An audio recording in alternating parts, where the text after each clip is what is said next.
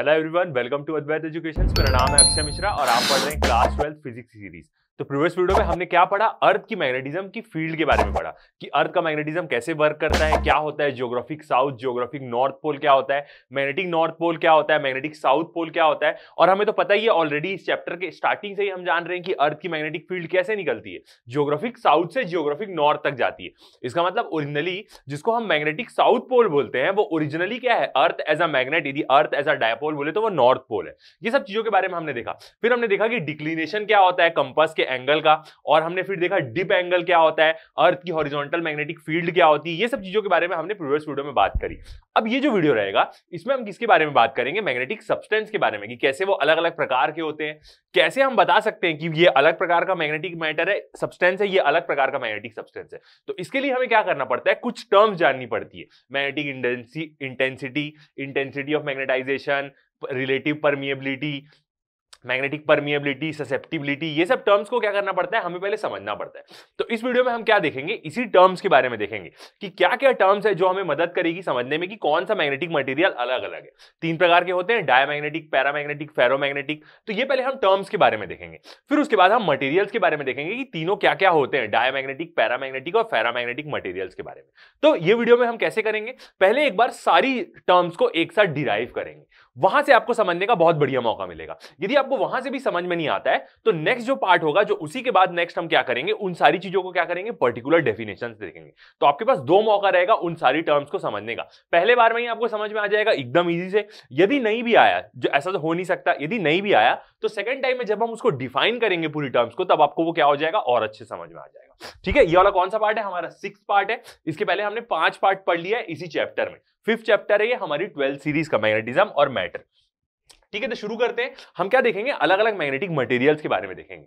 उनको हम कैसे समझ सकते हैं? कोई भी मैग्नेटिक मटेरियल एक दूसरे से अलग है, ये हम कैसे समझ सकते हैं? उसकी मैग्नेटिक प्रॉपर्टीज समझ के।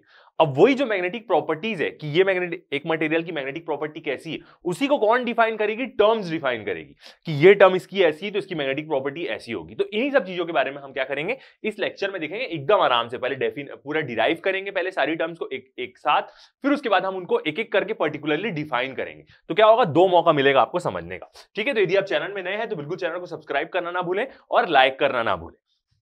ओके, तो शुरू करते हैं अपने टॉपिक से हम। मैग्नेटाइजेशन एंड मैग्नेटिक इंटेंसिटी क्या होता है? तो पहले एक सिंपल शब्दों में आपको मैं बताता हूं, फिर आगे जाके हम उसको डिफाइन तो करेंगे ही करेंगे। मैग्नेटाइजेशन का मतलब यह है कि कोई भी सब्सटेंस की वो प्रॉपर्टी होती है कि जब उसको एक्सटर्नल मैग्नेटिक फील्ड में रखे तो वो कितना मैग्नेटाइज हो जाएगा। डिग्री ऑफ मैग्नेटाइजेशन बताते हैं। मतलब एक मैग्नेटिक मटेरियल है, उसको मैं एक मैग्नेटिक एक्सटर्नल फील्ड में रखता हूं, मतलब एक एक्सटर्नल फील्ड होगी जो मैग्नेटिक फोर्सेस जनरेट कर रही होगी। हाथ को राउंड घुमाने का मतलब ये है कि मैग्नेटिक फील्ड लाइंस तो लूप बनाती है ना, कहीं से भी जाएगी। तो एक सब्सटेंस को मैं मैग्नेटिक फील्ड में रखा, कोई एक्सटर्नल सोर्स उस मैग्नेटिक फील्ड को जनरेट कर रही है, तो ये सब्सटेंस की क्या प्रॉपर्टी है कि ये कितना ज्यादा मैग्नेटाइज हो सकता है, कितना ज्यादा ये मैग्नेट बन सकता है, वो बताता है मैग्नेटाइजेशन। सेकंड जो टर्म है मैग्नेटिक इंटेंसिटी, ये फील्ड की प्रॉपर्टी बताती है। जो एक्सटर्नल फील्ड है, जो मैग्नेटिक फील्ड जनरेट कर रही है, ये उसकी कैपेबिलिटी बताती है कि ये इसके पास कितनी शक्ति है इसको मैग्नेटाइज करने की। दोनों में फर्क है, एक फील्ड की शक्ति है और एक क्या है, सब्सटेंस की पावर है कि वो कितना मैग्नेटाइज हो सकता है। मैग्नेटिक इंटेंसिटी का मतलब ये है कि ये फील्ड की स्ट्रेंथ होती है, उसकी कैपेबिलिटी होती है कि उसके एरिया में कोई मैग्नेटिक मटेरियल आया तो वो उसको कितनी पावर से मैग्नेटाइज कर सकती है। ठीक है, एकदम डिटेल में समझेंगे। अभी भी नहीं समझ में आया तो बहुत चांसेस मिलेंगे हमको समझने के। ठीक है, तो शुरू करते हैं। अर्थ अबाउंड्स, अबाउंड्स का मतलब ये होता है कि अर्थ के बारे में बोल रहे हैं कि अबाउंड्स मतलब बहुत सारी वैरायटी के, मतलब इतनी सारी वैरायटी रहती है, एग्जिस्ट इन लार्ज नंबर और अमाउंट्स। अबाउंड्स का मतलब ये होता है कि अर्थ के अंदर बहुत सारे अलग अलग प्रकार के और बहुत सारे लार्ज नंबर के क्या होते हैं, मटेरियल्स होते हैं विद ए बीवाइल्डरिंग वैरायटी। बीवाइल्डरिंग वैरायटी का मतलब यह है कि इतने सारे प्रकार होते हैं और वो इतने कंफ्यूजिंग होते हैं कि जिसका हिसाब नहीं। ऑब्वियस सी बात है, अर्थ के अंदर कितने सारे एलिमेंट्स होते हैं आप सोच भी नहीं सकते, और हम क्या कर रहे हैं, हर दिन एक नया एलिमेंट, सब्सटेंस, मैटर, कंपाउंड बनाते भी जा रहे हैं। तो of elements and compounds. Elements मतलब एक छोटा सा एलिमेंट जिसको डिस्कवर करते हैं, इतना आसान नहीं होता एलिमेंट को डिस्कवर करना, बट बहुत सारे कुछ कुछ छोटे मोटे हम कर लेते हैं, और कंपाउंड्स तो हम बना ही सकते हैं किसी दो चीजों को मिला के। In addition, we have been synthesizing new alloys and compounds. Synthesizing का मतलब ये होता है कि हम खुद बना रहे हैं, एक तो नए alloys भी बना रहे हैं, नए कंपाउंड, और इवन एलिमेंट्स भी बना रहे हैं। इवन एलिमेंट्स बोलने का मतलब ये है कि नया एलिमेंट डिस्कवर करना बहुत मुश्किल बात होती है, ऐसा कोई नहीं कर पाता, सिर्फ आयरन मैन ही कर पाता है नया एलिमेंट डिस्कवर। जनरली लोग, इतना आसान नहीं होता नए एलिमेंट को डिस्कवर करना। तो हम नए नए एलॉयज बना रहे हैं, हम बहुत सारे एलॉय देखते हैं, आयरन के, स्टेनलेस स्टील भी क्या है, एक प्रकार का एलॉय है जिसके हमारे बर्तन बनते हैं घर में। तो नए नए हम क्या कर रहे हैं, कंपाउंड्स बनाते भी जा रहे हैं, और एक तो ऑलरेडी अर्थ में इतनी सारी वैरायटी है और अलग अलग प्रकार के कंपाउंड्स है। One would like to classify the magnetic properties of this substance. अब ऑब्वियसली बात है, यदि हमें जानना है कि कौन सा मैग्नेटिक मटेरियल किसी से अलग है, तो हमें क्या करना पड़ेगा, उन सब के ऊपर एनालिसिस करना पड़ेगा और उनकी प्रॉपर्टीज देखनी पड़ेगी कि इसकी प्रॉपर्टी क्या है, इसकी प्रॉपर्टी क्या है। अब वो प्रॉपर्टीज हम कैसे डिफाइन कर सकते हैं, टर्म्स की मदद से। अलग अलग हम 3-4 टर्म सेट कर देंगे। जैसे गैस के बारे में हम कैसे समझते हैं, उसका प्रेशर क्या है, टेम्परेचर क्या है, वॉल्यूम क्या है, यही तो बताती है उसकी प्रॉपर्टीज। तो वैसे ही हम क्या देखेंगे, मैग्नेटिक प्रॉपर्टीज देखेंगे, अलग अलग टर्म्स देखेंगे कि क्या क्या है एलिमेंट को समझने के लिए। इन दिस क्लास, मतलब ये जो आज का हमारा लेक्चर रहेगा, इसमें हम क्या करेंगे, we define and explain certain terms. हम क्या करेंगे, कुछ टर्म्स को डिराइव करेंगे और उसका डेफिनेशन देखेंगे, अलग अलग मैग्नेटिक टर्म्स के बारे में, with which will help us to understand the magnetic properties of all substance। तो ये सारी जो टर्म है, इन सारी टर्म्स की मदद से हम क्या कर सकते हैं, सारे सब्सटेंस को हम क्या कर सकते हैं, डिफरेंशिएट कर सकते हैं कि ये स्ट्रॉन्ग मैग्नेटिक मटेरियल है, ये पैरामैग्नेटिक है, ये फेरोमैग्नेटिक है, ऐसे करके। क्योंकि यही प्रॉपर्टीज से ही हमें समझ में आएगा कि डायमैग्नेटिक, पैरामैग्नेटिक, फेरोमैग्नेटिक मटेरियल्स होते क्या है एक्चुअली। ओके, आगे बढ़ते हैं। अब चलते हैं एटॉमिक लेवल में कि एटम्स के अंदर क्या होता है, वो चीज के बारे में देखते हैं। अब हमने ऑलरेडी प्रीवियस 2-3 लेक्चर पहले आप देखेंगे तो हमने ऑलरेडी इलेक्ट्रॉन का क्या किया था, डायपोल मूवमेंट को डिराइव किया था। क्यों? क्योंकि इलेक्ट्रॉन क्या करता है, बीच में न्यूक्लियस रहता है जिसमें प्रोटॉन न्यूट्रॉन रहते हैं, इलेक्ट्रॉन रिवॉल्व करता है, एक प्रकार का वो चार्ज है, तो चार्ज है तो क्या होगा, एक प्रकार का करंट पैदा करेगा, और जब चार्ज मूव करने लगता है तो वो मैग्नेटिक फील्ड भी जनरेट करता है। तो जब मैग्नेटिक फील्ड जनरेट कर रहा है, लूप में घूम रहा है, तो नॉर्थ पोल साउथ पोल बनेगा, और क्या बनेगा, एक प्रकार से वो मैग्नेटिक डायपोल जैसा बिहेव करेगा।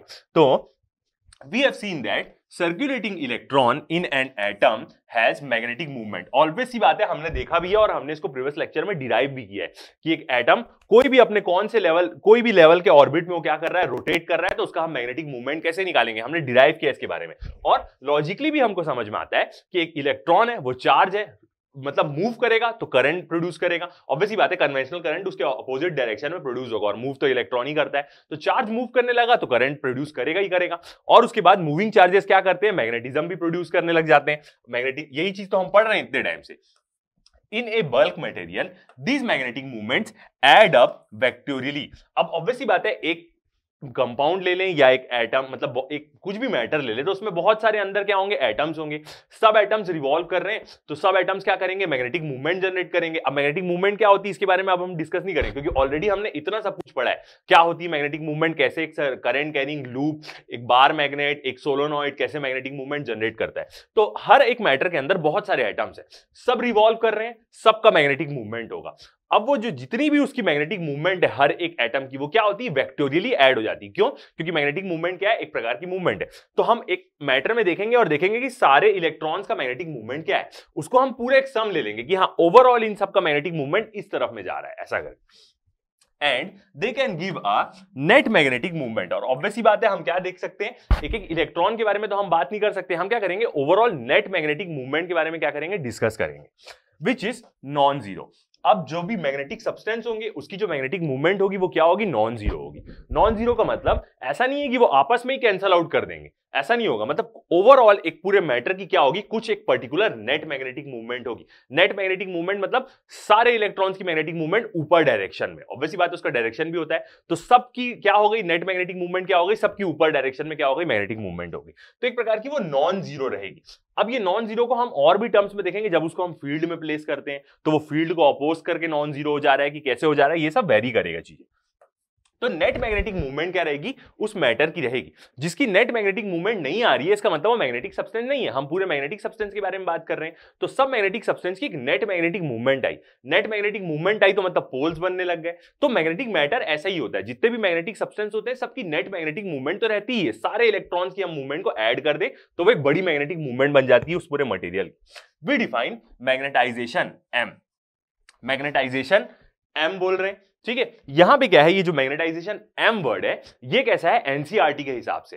एनसीईआरटी की आप बुक्स में देखेंगे तो वो मैग्नेटाइजेशन एम मतलब मैग्नेटाइजेशन का दूसरा नाम क्या होगा, इंटेंसिटी ऑफ मैग्नेटाइजेशन।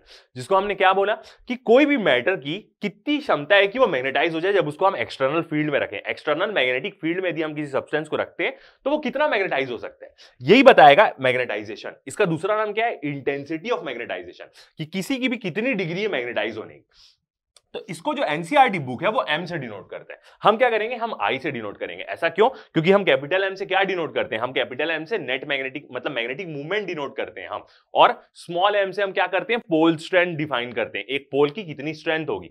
आप बुक्स में देखेंगे एनसीईआरटी बुक्स में तो वो क्या करता है, पोल स्ट्रेंथ को भी स्मॉल एम से करता है और मैग्नेटिक मूवमेंट को भी स्मॉल एम से करता है। तो इसलिए उसने मैग्नेटाइजेशन को कैपिटल एम से किया। हम क्या करेंगे, आई से इसको डिनोट करेंगे। Okay, of a sample to be equal to its net magnetic movement developed per unit volume। तो कोई भी मैग्नेटाइजेशन या इंटेंसिटी ऑफ मैग्नेटाइजेशन को हम न्यूमेरिकली कैसे, मैथमेटिकली कैसे बताएंगे कि उसमें कितना नेट मैग्नेटिक मूवमेंट डेवलप हो रहा है पर यूनिट वॉल्यूम में।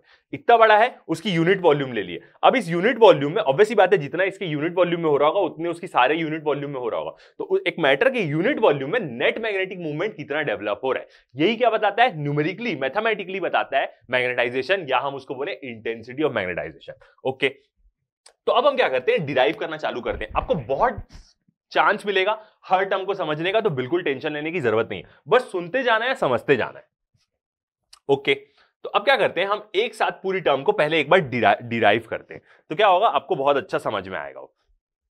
ठीक है, तो शुरू करते हैं अपना टॉपिक। हमारा जो टॉपिक शुरू हुआ था वो क्या था, मैग्नेटाइजेशन और इंटेंसिटी, मैग्नेटाइजेशन इंटेंसिटी एम और एच था। अब हम शुरू करते हैं सबसे पहले मैग्नेटाइजेशन से। तो मैग्नेटाइजेशन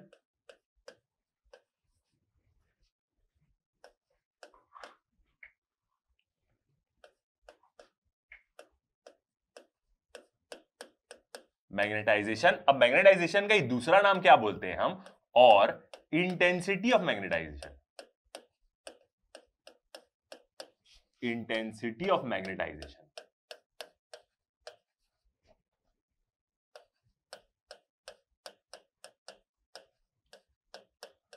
दोनों का मीनिंग क्या है, सेम है। और मैं तो ऑलरेडी फोकस करता ही हूं कि अब अलग अलग नाम्स के बारे में जाने, क्योंकि चीजों का अलग अलग नाम जानने से ही समझ में आता है कि वो क्या है, उसके बारे में आपको और पता चलता है। तो मैग्नेटाइजेशन और इंटेंसिटी ऑफ मैग्नेटाइजेशन क्या रहेगी, दोनों सेम चीज रहेगी। ठीक है, अब यदि हम बुक्स में देखें एनसीईआरटी बुक्स में, तो वो किससे डिनोट करता है, कैपिटल एम से डिनोट करता है मैग्नेटाइजेशन को। और अच्छे से लिख देते हैं, कैपिटल एम। ठीक है, और हम कैसे डिनोट करेंगे मैग्नेटाइजेशन को, इंटेंसिटी ऑफ मैग्नेटाइजेशन को कैपिटल आई से, क्योंकि ऑलरेडी हम एम से क्या डिनोट करते हैं, अपना डायपोल मूवमेंट डिनोट करते हैं। सबस्क्रिप्ट में नेट दिख दिए तो वो क्या हो जाएगा, नेट डायपोल मूवमेंट हो जाएगा। तो ये कौन डिनोट करता है, एनसीईआरटी, मतलब आपकी जो टेक्स्ट बुक होती है वो डिनोट करती है। ऐसा इसलिए क्योंकि एनसीईआरटी जो बुक होती है उसमें net magnetic movement, magnetic movement का वही मतलब है, नेट का मतलब हम पूरा एक ओवरऑल ले रहे हैं, उस पूरे ऑब्जेक्ट का, उस पूरे सब्सटेंस के ओवरऑल मैग्नेटिक मूवमेंट के बारे में बात कर रहे हैं। तो एनसीईआरटी यदि आप बुक्स में देखेंगे तो वहां पे वो नेट मैग्नेटिक मूवमेंट को स्मॉल एम से डिनोट करता है। ऑब्वियसली बात है, वेक्टर क्वांटिटी है और सबस्क्रिप्ट में क्या रहेगा, नेट रहेगा। तो ऐसा बुक्स में होता है, बट हम अभी तक जितना भी पढ़ते हैं उसमें हमने क्या लिया है, नेट मैग्नेटिक मूवमेंट को, क्या मतलब मैग्नेटिक मूवमेंट को ही हमने कैपिटल एम से डिनोट किया है। और हमारा जो स्मॉल एम रहता है वो क्या बताता है, पोल स्ट्रेंथ बताता है, किसी भी एक पोल की स्ट्रेंथ क्या है। तो हम कौन सा नोटेशन यूज करेंगे अपना, ये वाला आई, ये वाले आई को हम यूज करेंगे। और अपने में हम कैसे नोटेशन लेते हैं, एम मतलब हम क्या लेते हैं, मैग्नेटिक मूवमेंट, मैग्नेटिक मूवमेंट। अभी तक तो ये चीजों के बारे में आपको एकदम अच्छे से आइडिया हो गया होगा, क्योंकि यदि आप फॉलो कर रहे होंगे तो। और स्मॉल एम क्या होती है, हमारी पोल स्ट्रेंथ होती है। ठीक है, तो यही चीज हम क्या करते आए हैं, पूरा फॉलो करते हुए आए हैं। तो एक बार हम क्लियर कर दें ताकि आपको क्या हो और अच्छे से आइडिया हो जाए। ठीक है, ये हो गई हमारी। अब जो मैग्नेटाइजेशन है, मैग्नेटाइजेशन और इसका दूसरा नाम क्या है, इंटेंसिटी ऑफ मैग्नेटाइजेशन, जिसको हम किससे डिनोट करेंगे, आई से डिनोट करेंगे। ये क्या बताती है कि कोई भी सब्सटेंस जब एक्सटर्नल फील्ड में रखा है, एक मैग्नेटिक सब्सटेंस है, उसको हम किसी एक्सटर्नल मैग्नेटिक फील्ड में रखते हैं, उसके रेंज के अंदर रखते हैं, तो वो कितना मैग्नेटाइज होगा। फेरोमैग्नेटिक सब्सटेंस या पैरामैग्नेटिक होगा ज्यादा मैग्नेटाइज होगा, डायमैग्नेटिक सब्सटेंस होगा तो नहीं होगा मैग्नेटाइज। मतलब वो सब्सटेंस के ऊपर डिपेंड करता है। अभी भी हम इस पे नहीं आएंगे फेरोमैग्नेटिक पैरामैग्नेटिक पे। कोई भी सब्सटेंस कितना मैग्नेटाइज हो सकता है यदि उसको हम एक्सटर्नल मैग्नेटिक फील्ड में रखें, उसकी कितनी क्षमता है मैग्नेटाइज होने की, यही ये दो टर्म बताती है, मैग्नेटाइजेशन और इंटेंसिटी ऑफ मैग्नेटाइजेशन। और ये कैसे निकालते हैं, अब कोई भी सब्सटेंस मैग्नेटाइज हो रहा है तो इसका मतलब क्या होगा कि उसमें नेट डायपोल मूवमेंट डेवलप होगा या डायपोल मूवमेंट डेवलप होगा। नेट डायपोल मूवमेंट डेवलप होगा, इसका मतलब कि ओवरऑल उसके पूरे स्ट्रक्चर में क्या होगा, मैग्नेटिक मूवमेंट डेवलप होगा। ऑब्वियसली बात है, मैग्नेटिक मूवमेंट डेवलप हुआ तभी तो वो मैग्नेट बन रहा है। वो मैग्नेटिक मूवमेंट का डायरेक्शन क्या रहता है, साउथ से नॉर्थ तक, तो मैग्नेटिक मूवमेंट डेवलप हो रहा है तभी तो वो मैग्नेट बन रहा है। तो इसको हम कैसे कैलकुलेट करते हैं, आई मतलब मैग्नेटाइजेशन या हम इंटेंसिटी ऑफ मैग्नेटाइजेशन बोले तो नेट मैग्नेटिक मूवमेंट, दोनों वेक्टर क्वांटिटी है, developed per unit volume. Volume मतलब एक प्रकार से यदि हम इसकी वैल्यू 1 ले लें तो पर यूनिट वॉल्यूम, तो V क्या हो जाएगा, यहां पे क्या है, वॉल्यूम। ओके, सेकेंड टाइम हम इसको और डिफाइन भी करेंगे तो कोई टेंशन लेने की जरूरत नहीं है। तो ये बताती है हमें नेट मैग्नेटिक मूवमेंट। ओके, अब यदि हम इसको देखें कि ये क्या बताती है, तो इसका हम क्या लिख सकते हैं, छोटा सा वो भी लिख सकते हैं, डिग्री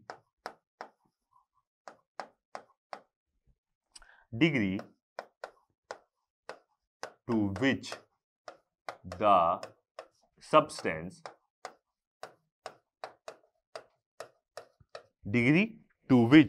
substance is magnetized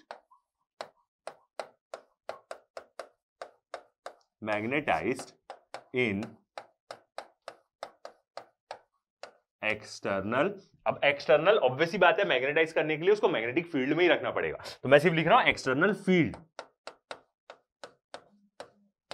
उसकी कितनी डिग्री है, मतलब कितनी उसकी क्षमता है मैग्नेटाइज होने की जब उसको हम एक्सटर्नल फील्ड में रखते हैं। ऑब्वियसली बात है, मैग्नेटिक फील्ड में ही रखना पड़ेगा, इलेक्ट्रिक फील्ड में थोड़ा ना मैग्नेटाइज होगा वो। ठीक है, तो ये हुआ हमारा क्या, मैग्नेटाइजेशन और इंटेंसिटी ऑफ मैग्नेटाइजेशन। ओके, क्या होती है यूनिट्स, कोई टेंशन नहीं, यूनिट्स के बारे में हम आगे बात करेंगे इसी लेक्चर में। तो पहले हमने एक टर्म के बारे में देखा, अब देखते हैं हम एक सोलोनॉइड लेते हैं। तो हम एक कंसीडर करते हैं एक सोलोनॉइड। सोलोनॉइड कैसा रहता है, ऐसे टर्न्स, वायर उसमें क्या रहते हैं, बाउंड रहते हैं, और वायर्स आपस में क्या रहते हैं, इंसुलेटेड रहते हैं क्योंकि शॉर्ट ना हो आपस में। और इसमें क्या करता है, करंट फ्लो होता है। सोलोनॉइड के बारे में हमने ऑलरेडी पूरी चीजें क्या कर चुकी है, डिफाइन कर चुकी है। इसमें क्या होता है, इन वायर्स में ऐसा पूरा करंट फ्लो होता है। ठीक है, तो सोलोनॉइड में हम क्या देखते हैं, सोलोनॉइड के हम सेंटर पॉइंट में क्या करते हैं, इसमें मैग्नेटिक फील्ड कहां जनरेट होती है, यहां सेंटर में एकदम। और क्या ले रहे हैं हम, एक प्रकार का लॉन्ग सोलोनॉइड ले रहे हैं। ठीक है, ये अजम्पशन भी ले लेते हैं।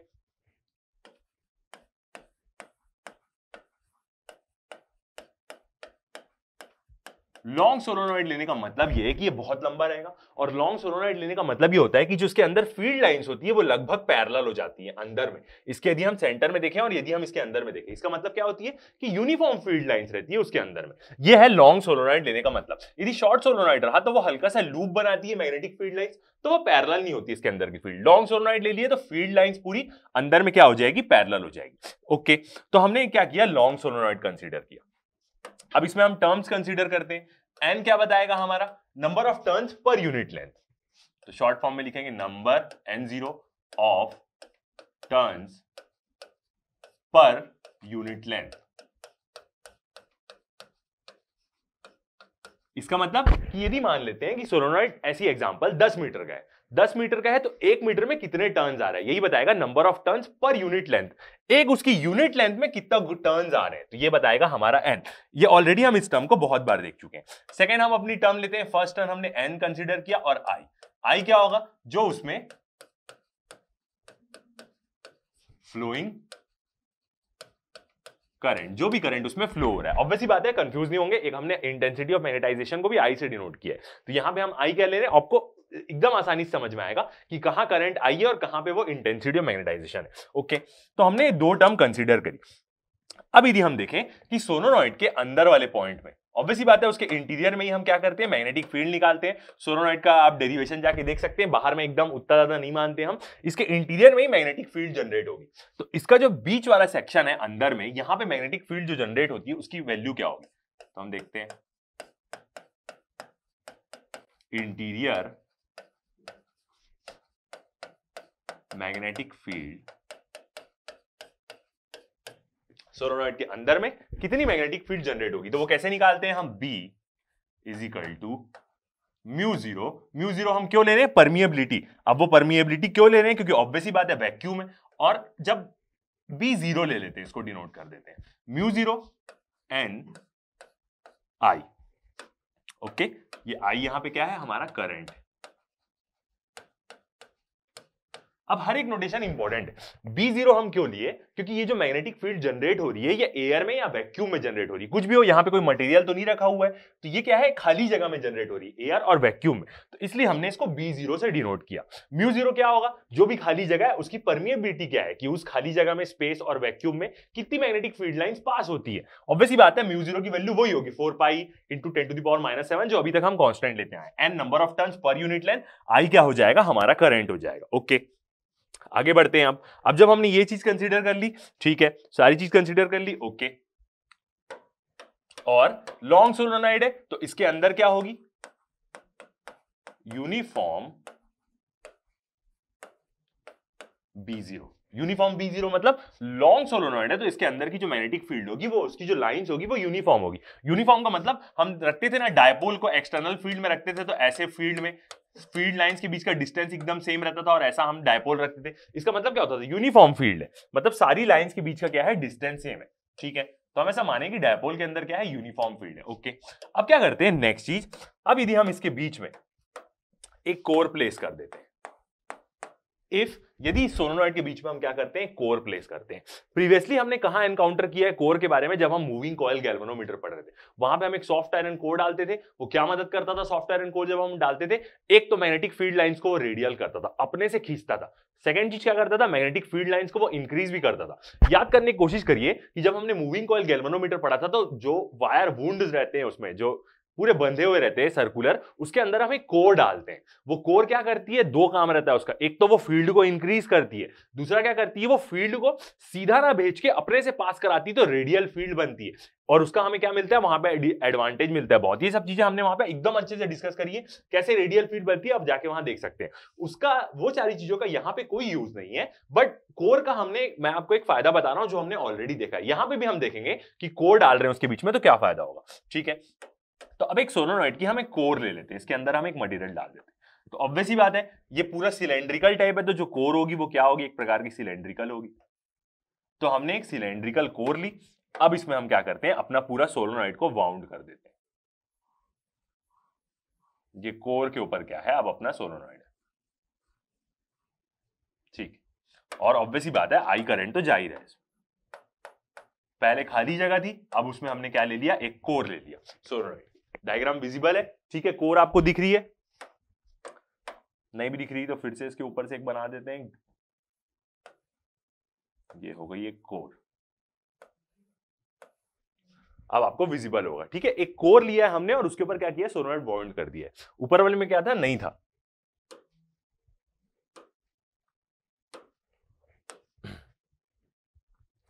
ओके, ठीक है, तो हमने क्या ले ली, एक कोर ले ली। आगे बढ़ते हैं हम, और ये जो कोर ली है हमने, ये कैसी है, core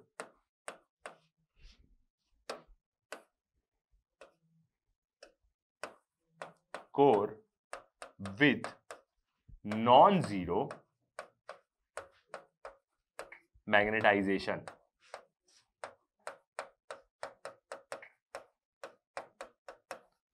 core with non zero magnetisation का यहां पे मतलब ये है कि जो भी हमने इसके अंदर ये जो कोर ली है, ये कोर क्या होगी भाई, मैग्नेटाइज होगी।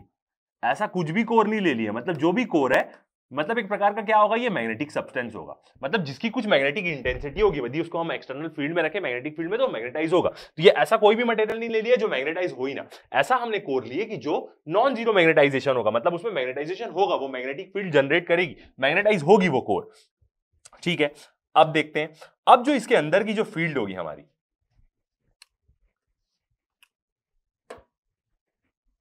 अब यदि हम इसके अंदर की फील्ड की बारे में बात करें तो कोर को हमने किससे लिया है, ग्रीन रंग से लिया है, तो ठीक है, बी इनसाइड,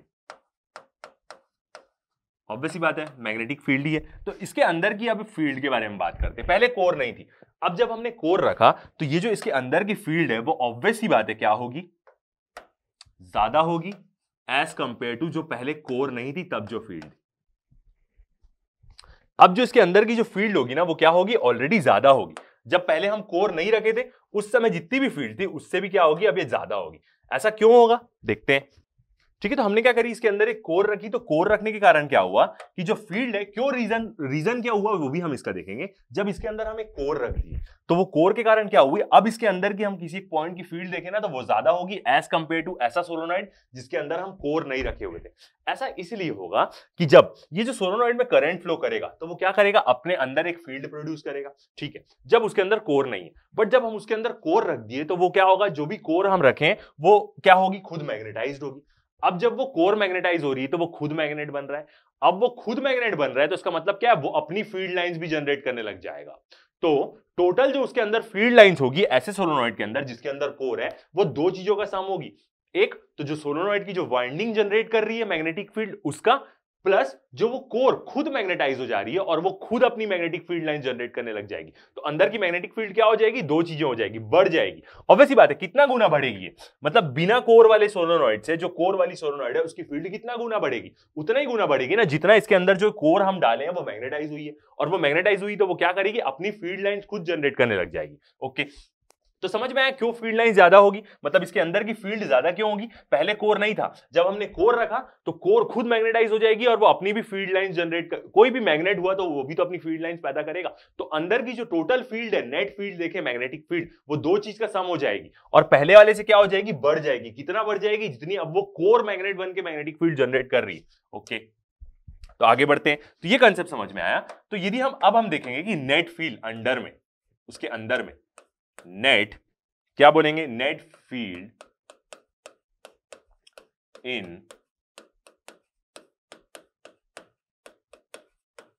नेट फील्ड की बारे में बात करें कि अब उसके अंदर में नेट फील्ड कितनी हो जाएगी, तो बी से डिनोट कर देते हैं हम। तो बी इक्वल टू क्या हो जाएगा, बी जीरो कौन सा, एक दो जो सोलोनॉइड का वाउंड है, वो जो टर्न है, घूमे हुए हैं पूरे, जो उसके कॉइल्स है, वो जो अंदर में एक फील्ड जनरेट कर रहे थे, प्लस जो अब जो उसके अंदर कोर रख दिया हम सेकंड टाइम में, वो कोर मैग्नेटाइज हो गई, वो खुद अपनी फील्ड लाइन जनरेट करने लग गई, तो उसका सम, तो उसको हम डिनोट कर देते हैं बीएम से।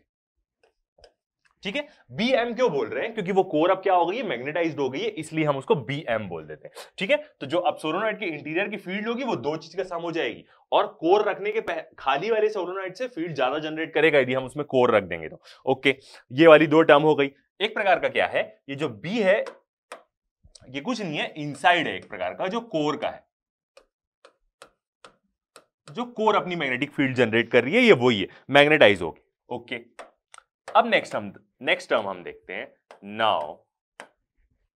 नाउ जो बीएम है, बीएम मतलब जो मैग्नेटिक फील्ड कोर जनरेट कर रहा है मैग्नेटाइज होने के बाद, वो क्या होगी, उसी को हम क्या बोल सकते हैं, एक और चीज से इसको डिनोट कर देते हैं, बी इनसाइड कोर।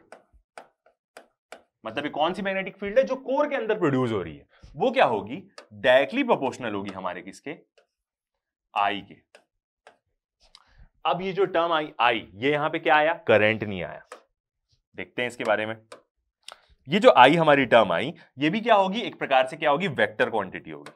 और ये जो आई टर्म आई, यही क्या आई आया, ये आई आया हमारा मैग्नेटाइजेशन, या इसको हम बोलते हैं इंटेंसिटी ऑफ मैग्नेटाइजेशन। ऑब्वियस ही बात है, जो भी ऑब्जेक्ट की प्रॉपर्टी होगी कि वो कितना मैग्नेटाइज हो सकता है, उसी पे तो डिपेंड करेगा कि वो कितनी फील्ड लाइन सब जनरेट करेगा। कोई ऑब्जेक्ट होगा जिसका इंटेंसिटी ऑफ मैग्नेटाइजेशन, या दूसरा नाम बोले मैग्नेटाइजेशन, वो कम हो तो वो क्या होगा, कम मैग्नेटाइज होगा, कम फील्ड जनरेट करेगा। अब यदि कोई ऑब्जेक्ट की इंटेंसिटी ऑफ मैग्नेटाइजेशन मतलब वो कितना मैग्नेटाइज हो सकता है फील्ड में, उसकी वैल्यू ज्यादा हुई तो वो क्या करेगा, जब वो खुद मैग्नेटाइज होकर अपनी फील्ड लाइन जनरेट करेगा तो वो ज्यादा जनरेट करेगा। इसका मतलब जो कोर के अंदर फील्ड जनरेट हो रही है वो क्या होगी, डायरेक्टली प्रोपोर्शनल होगी किससे, इंटेंसिटी ऑफ मैग्नेटाइजेशन से। यहां पे अभी करंट नहीं है, यहां पे इंटेंसिटी ऑफ मैग्नेटाइजेशन हो गया। ओके, तो इसको हम कैसे लिख सकते हैं, जो अंदर की फील्ड है बी एम मतलब नेट फील्ड के हम एक हिस्से के बारे में बात कर रहे हैं, एक हिस्सा तो ऑलरेडी सोलोनॉइड जनरेट कर ही रहा है, वो क्या होगा, बी एम इक्वल टू क्या हो जाएगा, म्यू जीरो आई। ये एक प्रकार का क्या होगा, ऑब्वियस ही बात है, प्रोपोर्शनैलिटी हटाने के लिए हम क्या ले रहे हैं, कांस्टेंट ले रहे हैं, ये म्यू जीरो वही कांस्टेंट है जो हमारा कांस्टेंट होता है 4 pi into 10 to the power -7। तो bm की वैल्यू क्या हो जाएगी, म्यू जीरो आई, और यहां पे जो ये आई है ये करंट नहीं है, ये क्या है, हमारा इंटेंसिटी ऑफ मैग्नेटाइजेशन है। ओके, तो बी वही हो गया, और ये आई को भी हम ले लेते हैं वेक्टर फील्ड ले लेते हैं। तो ये क्या है, हमारा करंट नहीं है, याद रखिएगा, ये आई क्या है हमारा, इंटेंसिटी ऑफ मैग्नेटाइजेशन। ठीक है, जितना भी उस ऑब्जेक्ट की प्रॉपर्टी है कि मैं कितना मैग्नेटाइज हो सकता हूं, उतनी ही वो फील्ड जनरेट करेगा, उतना ही वो नेट फील्ड में क्या करेगा, कंट्रीब्यूट करेगा। एक हिस्सा ये और एक हिस्सा तो सोलोनॉइड जनरेट कर ही रहा है। ठीक है, हो गया। अब क्या करते हैं, इस वैल्यू को यहां पे पुट करते हैं, इसी टर्म को बी म्यू जीरो एम को पुट करते हैं, तो जो नेट फील्ड जनरेट हो रही है अंदर में सोलोनॉइड के बी, वो क्या हो जाएगा, एक तो बी जीरो, ठीक है, ये बी जीरो भी तो वेक्टर क्वांटिटी है सब, अभी हम एक बार वेक्टर फॉर्म में सबको ले लें, बाद में नहीं लेंगे क्योंकि हमें पता चल जाएगा। तो B zero plus mu zero I vector, I यहां पे क्या है, इंटेंसिटी ऑफ मैग्नेटाइजेशन, वो उस कोर की प्रॉपर्टी कि वो कितना मैग्नेटाइज हो सकता है, और जितना वो मैग्नेटाइज होगा उतनी वो फील्ड लाइन जनरेट करेगा, उतना ही वो सोलोनॉइड की फील्ड के साथ ऐड करेगा और नेट फील्ड हमें मिलेगी। ठीक है, ये चीज हो गई। अब क्या करते हैं, यहां से म्यू को कॉमन निकाल लेते हैं। अब हम क्या करेंगे, इस एक्सप्रेशन को थोड़ा सा सिंप्लीफाई करेंगे, तो बी वेक्टर इक्वल टू क्या हो जाएगा, म्यू को कॉमन निकाल लेते हैं, म्यू जीरो। ठीक है, ये बी जीरो के पास म्यू तो नहीं था, तो बी जीरो के नीचे क्या आ जाएगा, म्यू जीरो आ जाएगा, परमिएबिलिटी जो है एक प्रकार की स्पेस की। ठीक है, आई से निकाल लिए तो सिर्फ क्या बचा यहां पे, आई बचा। ओके, ये वाली टर्म आई। अब क्या करेंगे हम, ये म्यू जीरो को बी के नीचे दे देंगे, मतलब जो नेट फील्ड जनरेट हो रही है, म्यू जीरो इक्वल टू यहां पे क्या टर्म हो जाएगी, B zero by mu plus I. सारी टर्म्स के बारे में पता है, बी क्या है, हमारा जो नेट फील्ड जनरेट हो रही है दोनों के मिलके, सोलोनॉइड का भी मिलके और उसकी कोर का भी मिलके। बी जीरो क्या है, जो सिर्फ सोलोनॉइड जनरेट कर रहा है, इंटेंसिटी ऑफ मैग्नेटाइजेशन, जो वो जितना मैग्नेटाइज हो रहा है वो ऑब्जेक्ट। ओके, ये वाली टर्म हुई। अब क्या करते हैं, ये जो आई है, इस आई को इधर दे देते हैं। ठीक है, तो क्या इक्वेशन थी हमारी, B vector net field by mu zero minus I, I क्या बता रहा है हमारा, इंटेंसिटी ऑफ मैग्नेटाइजेशन, और इधर पे क्या टर्म बची हमारी, यहां पे सिर्फ क्या बचा, बी जीरो का B zero vector by mu zero. B zero लगाने का मतलब ये है, जीरो बता ही रहा है सबस्क्रिप्ट में कि वो फ्री स्पेस में है या वैक्यूम में है या एयर में है। ये वाली जो फील्ड थी वो सोलोनॉइड जनरेट कर रहा था जब वो खाली था अंदर में, उसके अंदर वैक्यूम थी या एयर थी। तो बी जीरो यही बताता है, याद रखिएगा। म्यू जीरो भी क्या है, एक प्रकार की स्पेस की परमिएबिलिटी है। ओके, तो अब जो यहां पे इक्वेशन में ये वाली टर्म आई ना, ये जो होता है B zero by mu zero, अब क्या मिलेगी हमें, अभी एक टर्म हमने अभी तक पढ़ा, क्या, इंटेंसिटी ऑफ मैग्नेटाइजेशन। वो क्या बताती है कि कोई भी ऑब्जेक्ट एक्सटर्नल मैग्नेटिक फील्ड में रखेगा तो कितना मैग्नेटाइज हो सकता है। कुछ ऑब्जेक्ट ज्यादा मैग्नेटाइज होंगे, कुछ ऑब्जेक्ट कम मैग्नेटाइज होंगे। अब ये जो बी जीरो बाई म्यू है ना, इसको अब हम एक और टर्म से डिनोट करते हैं जिसको हम बोलते हैं एच। ये एच क्या होता है, मैग्नेटिक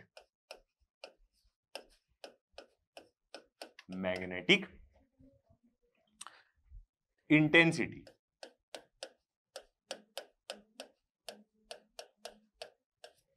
ये जो एच है ये भी क्या हुई, सेकेंड टर्म आई अब हमारे पास, जिसको हम बोलते हैं मैग्नेटिक इंटेंसिटी। अब मैग्नेटिक इंटेंसिटी क्या बताती है, मैंने ऑलरेडी आपको एक बार बता दिया है कि ये फील्ड की पावर बताती है। जो भी एक्सटर्नल फील्ड है उसकी कितनी कैपेबिलिटी है कि वो किसी ऑब्जेक्ट को मैग्नेटाइज कर सकती है कि नहीं कर सकती। यदि जो एक्सटर्नल फील्ड है वही यदि कमजोर होगी तो वो किसी ऑब्जेक्ट को मैग्नेटाइज कैसे कर पाएगी। तो ये जो एच है ये क्या बताता है कि जो एक्सटर्नल मैग्नेटिक फील्ड है और उसके अंदर एक ऑब्जेक्ट रखा है, मैग्नेटिक सब्सटेंस जो मैग्नेटाइज होने के लिए तैयार है, तो फील्ड के पास कितनी ताकत है कि उसकी कितनी कैपेबिलिटी है कि उस ऑब्जेक्ट को मैग्नेटाइज कर सकती है कि नहीं, उसकी कितनी स्ट्रेंथ है। इसका हम दूसरा नाम भी देखेंगे, इसके दो नाम और होते हैं ना। तो मैग्नेटिक इंटेंसिटी क्या बताएगी कि जो एक्सटर्नल फील्ड है उसके पास कितनी पावर है, किसी ऑब्जेक्ट को मैग्नेटाइज वो कितने हद तक कर सकती है, ये बताती है वो। ओके, तो दूसरी टर्म आई हमारे पास। यदि हम इसका डेफिनेशन देखें एच का, तो एच क्या बताता है हमारा, capability of magnetic field magnetic field, capability of magnetic field to magnetize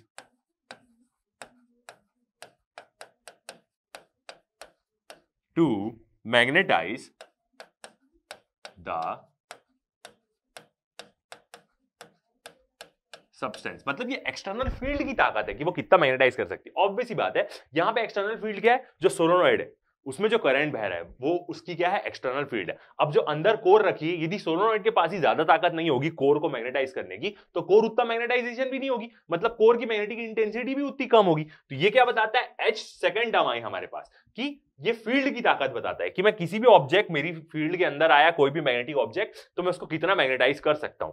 अब वो ऑब्जेक्ट खुद कितना मैग्नेटाइज होगा, उसकी कितनी डिग्री है, वो बताता है मैग्नेटाइजेशन या मैग्नेटिक इंटेंसिटी ऑफ मैग्नेटाइजेशन होगा। ठीक है, तो ये दो टर्म आई हमारे पास। ओके, आगे बढ़ते हैं। आगे जाके तो हम देखेंगे ही देखेंगे कि और भी इसका डेफिनेशन भी देखेंगे प्रॉपर, आपको मैं पीपीटी में प्रॉपर डेफिनेशन दिखाऊंगा। ठीक है, अब बढ़ते हैं हम आगे।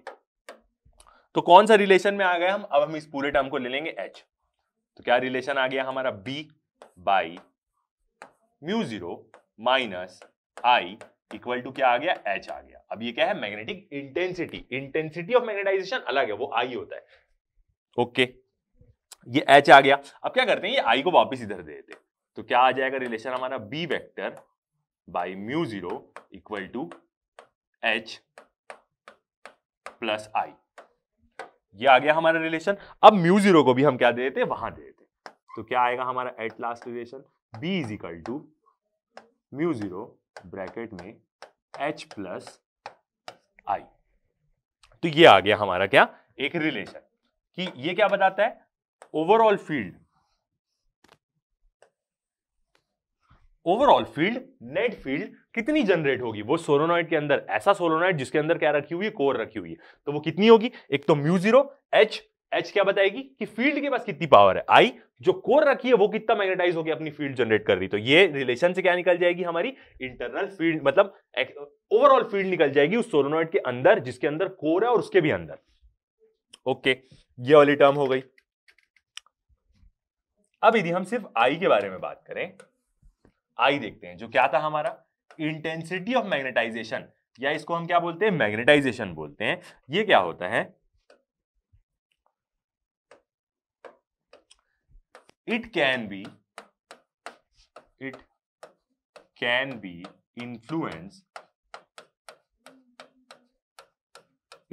influenced by external factors,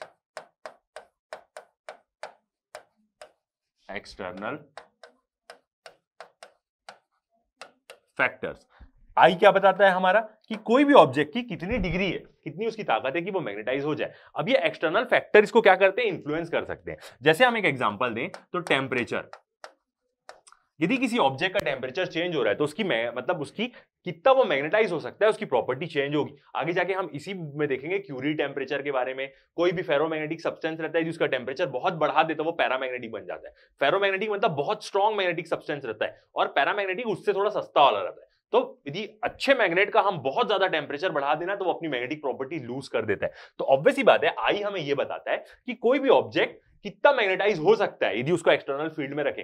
अब यदि उसका टेम्परेचर आप बहुत ज्यादा बढ़ा दिए तो वो ज्यादा मैग्नेटाइज नहीं होगा। तो आई क्या बताता है, अलग अलग फैक्टर्स पे डिपेंड करता है। ओके, और एक और तरीके से हम बोले तो ये एक प्रकार का क्या बताता है, specific nature of magnetic material. एक प्रकार से ये मैग्नेटिक मैटर का मतलब नेचर बताता है कि मैग्नेटिक मटेरियल कैसा है, उसका ये नेचर भी बताता है। ओके, ये चीज हो गई। ठीक है, अब देखते हैं हम एक और चीज देखते हैं कि ये I और H के बीच में क्या रिलेशन रहता है। एक तो इंटेंसिटी ऑफ मैग्नेटाइजेशन, और H क्या है हमारा, मैग्नेटिक इंटेंसिटी। मैग्नेटिक इंटेंसिटी क्या है, फील्ड की है, एक्सटर्नल फील्ड।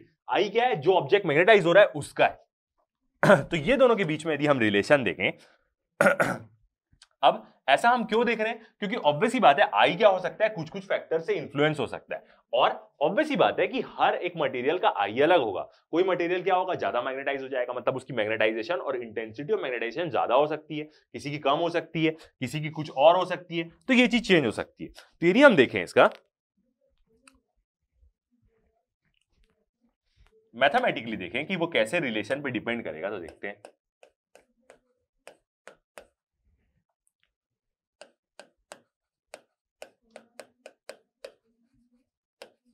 मैथमेटिकली जो आई होता है हमारा इंटेंसिटी ऑफ मैग्नेटाइजेशन, या इसको हम मैग्नेटाइजेशन बोले, वो कैसा रहता है, GMH। ये जो सिंबल है इसको हम बोलते हैं ची का सिंबल, ठीक है। ची क्या बताता है, मैग्नेटिक ससेप्टिबिलिटी। अब मैग्नेटिक ससेप्टिबिलिटी ये बताता है कि कोई भी ऑब्जेक्ट, ये किसी मैग्नेटिक मटेरियल की प्रॉपर्टी होती है कि कोई भी ऑब्जेक्ट कितना इजीली मैग्नेटाइज हो सकता है, बहुत मुश्किल होगी कि बहुत आसानी से मैग्नेटाइज होगा, ये चीज बताएगा, ठीक है। देखते हैं इसके बारे में। जो ची आया, इस सिंबल को हम बोलते हैं ची। ये क्या बताता है हमारा, एक तो इसका कोई डायमेंशन नहीं होता। क्यों डायमेंशन नहीं होता, हमें पता चलेगा, क्योंकि दोनों की यूनिट सेम होती है, और आई से यदि मैं एच को डिवाइड कर दूं तो दोनों की यूनिट सेम है, तो इसका कोई डायमेंशन नहीं होता है। ये जब हम उसका डेफिनेशन देखेंगे तो हमको और अच्छे समझ में आएगा। एक तो कोई डायमेंशन नहीं होता, और इसको हम बोलते क्या है, मैग्नेटिक ससेप्टिबिलिटी। Magnetic susceptibility.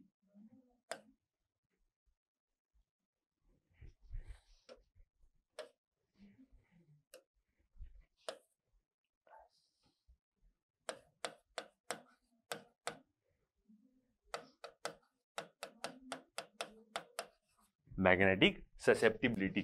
अब होता क्या है, देखते हैं मैग्नेटिक ससेप्टिबिलिटी। तो ये जो ची एम है, एम मतलब मैग्नेटिक के लिए, क्योंकि एक ससेप्टिबिलिटी इलेक्ट्रिकल ससेप्टिबिलिटी भी होता है, इसलिए एम हमने उसको क्यों डिनोट कर दिया, वो मैग्नेटिक के लिए। तो वो क्या बताता है, एक तो बताता है ये एक चीज बताता है कि मैग्नेटिक मटेरियल, जो मैग्नेटिक मटेरियल है, response to external field.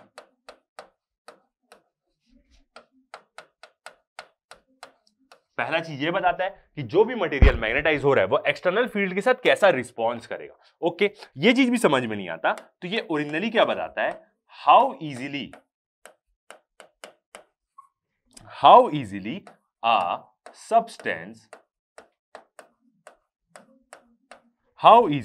a substance is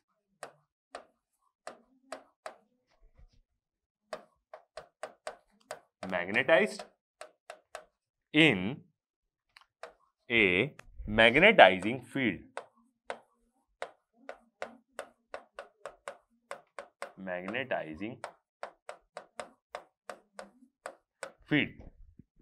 तो क्या बताया ये, GM मतलब मैग्नेटिक ससेप्टिबिलिटी क्या बताता है कि कोई भी ऑब्जेक्ट कितना इजीली मैग्नेटाइज हो सकता है। एक तो उसकी लिमिट है आई, कि कितना वो मैग्नेटाइज होगा, और ये जो मैग्नेटिक ससेप्टिबिलिटी ये क्या बताती है कि कितना आसानी से होगा, जल्दी होगा, साइंस से हो जाएगा, टाइम लगाएगा, ये उसके बारे में बताता है। तो ये क्या बोलता है, ये जो टर्म है हमारी, इसको हम क्या बोलते हैं, मैग्नेटिक ससेप्टिबिलिटी। क्या बताती है कि कितना इजीली कोई भी मैग्नेट, हाउ इजीली कोई भी सब्सटेंस क्या हो सकता है, मैग्नेटाइज हो सकता है, जब उसको हम क्या रखें, एक्सटर्नल मैग्नेटाइजिंग फील्ड में रखें। ऑब्वियस ही बात है, उसको मैग्नेटाइज करने के लिए मैग्नेटाइजिंग फील्ड में ही रखना पड़ेगा। ओके, तो ये एक क्या आई हमारे पास, थर्ड वाली टर्म आई हमारी, ठीक है। अब इसी के बारे में हम थोड़ा सा एनालिसिस करते हैं, मतलब मैग्नेटिक ससेप्टिबिलिटी के बारे में। इसकी वैल्यू क्या हो सकती है, पॉजिटिव भी हो सकती है और नेगेटिव भी हो सकती है। तो ये क्या हुआ, ची बोलते हैं इसको हम, ग्रीक सिंबल है, और एम मतलब मैग्नेट के लिए। इसकी वैल्यू कैसे रहती है, स्मॉल रहती है और पॉजिटिव रहती है। यदि स्मॉल एंड, यदि इसकी वैल्यू स्मॉल हुई और पॉजिटिव हुई तो ये क्या होगा, ठीक है। पॉजिटिव को हम क्या करते हैं, सिंबल से रिप्रेजेंट करते थे, ताकि ये हुआ हमारा पॉजिटिव सिंबल। तो जो हमारा सब्सटेंस रहेगा वो सब्सटेंस क्या रहेगा हमारा, पैरामैग्नेटिक।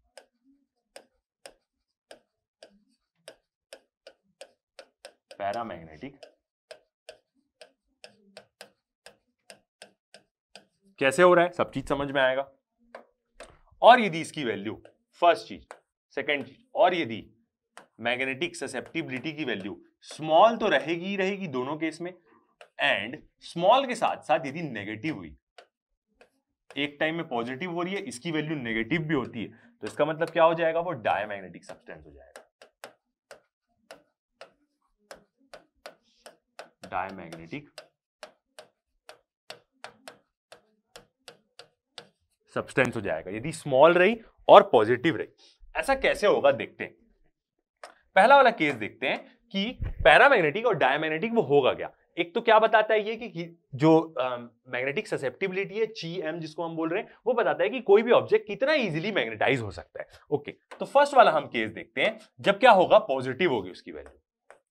फर्स्ट केस हम देखते हैं, ऑब्वियस ही बात है स्मॉल तो छोटी तो वैल्यू दोनों केस में रहेगी, एक में पॉजिटिव रहेगी और एक में नेगेटिव रहेगी। तो फर्स्ट केस हम देखते हैं जब क्या होगी, ची की वैल्यू क्या होगी, पॉजिटिव हो जाएगी, मतलब मैग्नेटिक ससेप्टिबिलिटी की वैल्यू पॉजिटिव हो जाएगी। ओके, तो यहां पे हमारा रिलेशन क्या आया देखते हैं। रिलेशन क्या आया, आई क्या बता रहा है हमारा, इंटेंसिटी ऑफ मैग्नेटाइजेशन बता रहा है। ओके ठीक है, थोड़ा सा स्पेस दे देते, इक्वल टू क्या होता है, ठीक है लिखते हुए ही चलते हैं। अब आई की वैल्यू क्या हुई, पॉजिटिव हुई।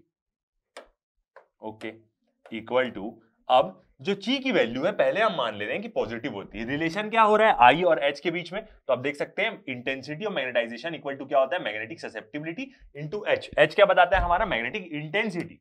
ठीक है, तो इसकी वैल्यू यदि पॉजिटिव हुई तो पहले क्या हुआ, हमारा जो ची की वैल्यू है वो क्या होगी, पॉजिटिव होगी, तो जो एच की वैल्यू एच की वैल्यू है वो भी क्या आएगी, पॉजिटिव आएगी। ऑब्वियस ही बात है क्योंकि यही दोनों के बीच में रिलेशन आ रहा है। I इज इक्वल टू यही है, यहां पे हम फिर से एक बार रिलेशन देख सकते हैं, I is equal to magnetic susceptibility H। यदि इसकी वैल्यू पॉजिटिव हुई तो I भी पॉजिटिव, H भी पॉजिटिव। ओके, दोनों क्या हुए, पॉजिटिव हुए। अब यहां पे पॉजिटिव का मतलब यह है कि एक तो ये H क्या बता रहा है, जो एक्सटर्नल फील्ड कैसी मैग्नेटिक फील्ड लगा रही है, और वेक्टर क्वांटिटी तो उसका डायरेक्शन भी होगा, जो भी उसका मैग्नीट्यूड और उसका डायरेक्शन। और I बताता है कि कोई भी ऑब्जेक्ट कितना मैग्नेटाइज हो सकता है, तो वो मैग्नेटाइज हो रहा है तो उसका भी एक डायपोल मूवमेंट जनरेट होगा, उसका भी एक डायरेक्शन होगा। ठीक है, अब इसको देखते हैं, यहां पे जब दोनों वैल्यू पॉजिटिव है तो यहां पे सेंस क्या हो रहा है, जब दोनों वैल्यू पॉजिटिव है तो हम क्या बोल सकते हैं, मान से लेते हैं कि एच का डायरेक्शन ऐसा होगा, एक्सटर्नल फील्ड ऐसे लग रही है, और जो आई है मतलब जो ऑब्जेक्ट मैग्नेटाइज हो रहा है उसका भी डायरेक्शन सेम है। क्यों ऐसा बोल रहे हैं, क्योंकि दोनों पॉजिटिव है, तो यहां पे हम क्या बोल सकते हैं, सेम डायरेक्शन।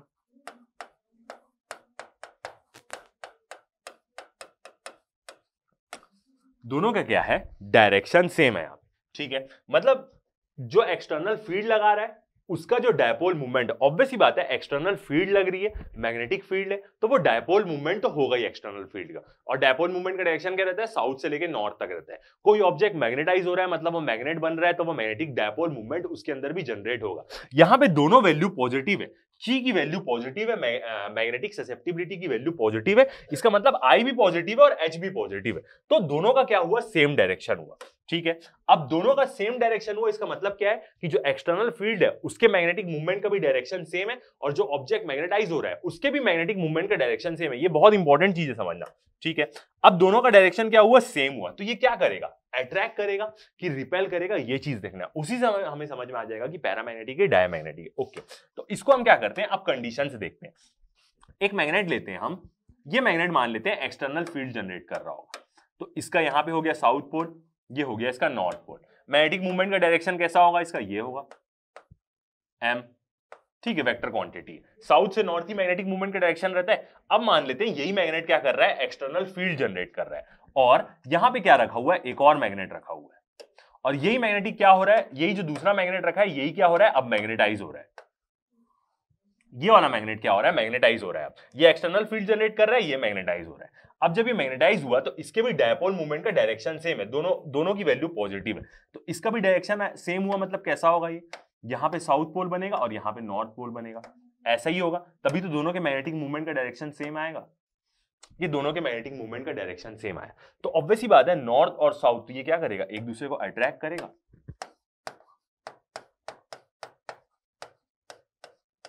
अट्रैक्ट करेंगे ये दोनों एक दूसरे को, क्योंकि ऑब्वियसली बात है दोनों के डायपोल मूवमेंट का डायरेक्शन सेम है, और डायपोल मूवमेंट के डायरेक्शन से हम बता सकते हैं कि कहां नॉर्थ होगा कहां साउथ पोल होगा। दोनों के डायपोल मूवमेंट का डायरेक्शन सेम है, क्योंकि दोनों की वैल्यू क्या आ रही है, पॉजिटिव आ रही है। ये दोनों क्या करेंगे, एक दूसरे को अट्रैक्ट करेंगे। जब कोई एक एक्सटर्नल फील्ड किसी ऑब्जेक्ट को जो मैग्नेटाइज हो रहा है और उसको अट्रैक्ट करे ना, तो वो पैरामैग्नेटिक होता है, क्योंकि डायमैग्नेटिक सब्सटेंस क्या होते हैं बताओ, रिपेल कर देते हैं फील्ड को। तो ये क्या होगा, इसका मतलब पैरामैग्नेटिक सब्सटेंस होगा।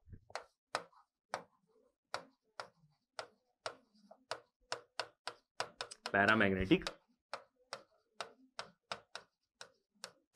सब्सटेंस मतलब हम मैग्नेटिक ससेप्टिबिलिटी की वैल्यू से ही बता सकते हैं कि कोई भी ऑब्जेक्ट क्या होगा, पैरामैग्नेटिक होगा कि डायमैग्नेटिक होगा। यदि इसकी वैल्यू छोटी तो रहेगी पॉजिटिव आई, पॉजिटिव आई तो आपके दिमाग में तुरंत क्लिक करना चाहिए कि जो एक्सटर्नल फील्ड है और जब वो ऑब्जेक्ट मैग्नेटाइज हो रहा है, दोनों के डायपोल मूवमेंट का डायरेक्शन सेम रहेगा। अब जब दोनों का डायरेक्शन सेम है तो मैग्नेट बना के देख लीजिए, ऑब्वियसली बात है नॉर्थ साउथ एक दूसरे को अट्रैक्ट करेंगे, एक एक्सटर्नल फील्ड जनरेट कर रहा है, एक मैग्नेटाइज हो रहा है, तो इसमें भी डायपोल मूवमेंट का दोनों का डायरेक्शन सेम है, दोनों अट्रैक्ट किए, तो इसका मतलब क्या हुआ, पैरामैग्नेटिक सब्सटेंस हुआ।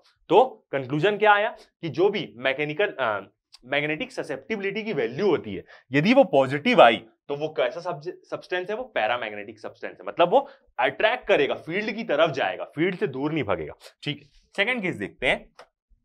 यदि ची की वैल्यू क्या आ गई हमारी, कौन सा कलर हमने लिया था, ग्रीन लिया था, ठीक है।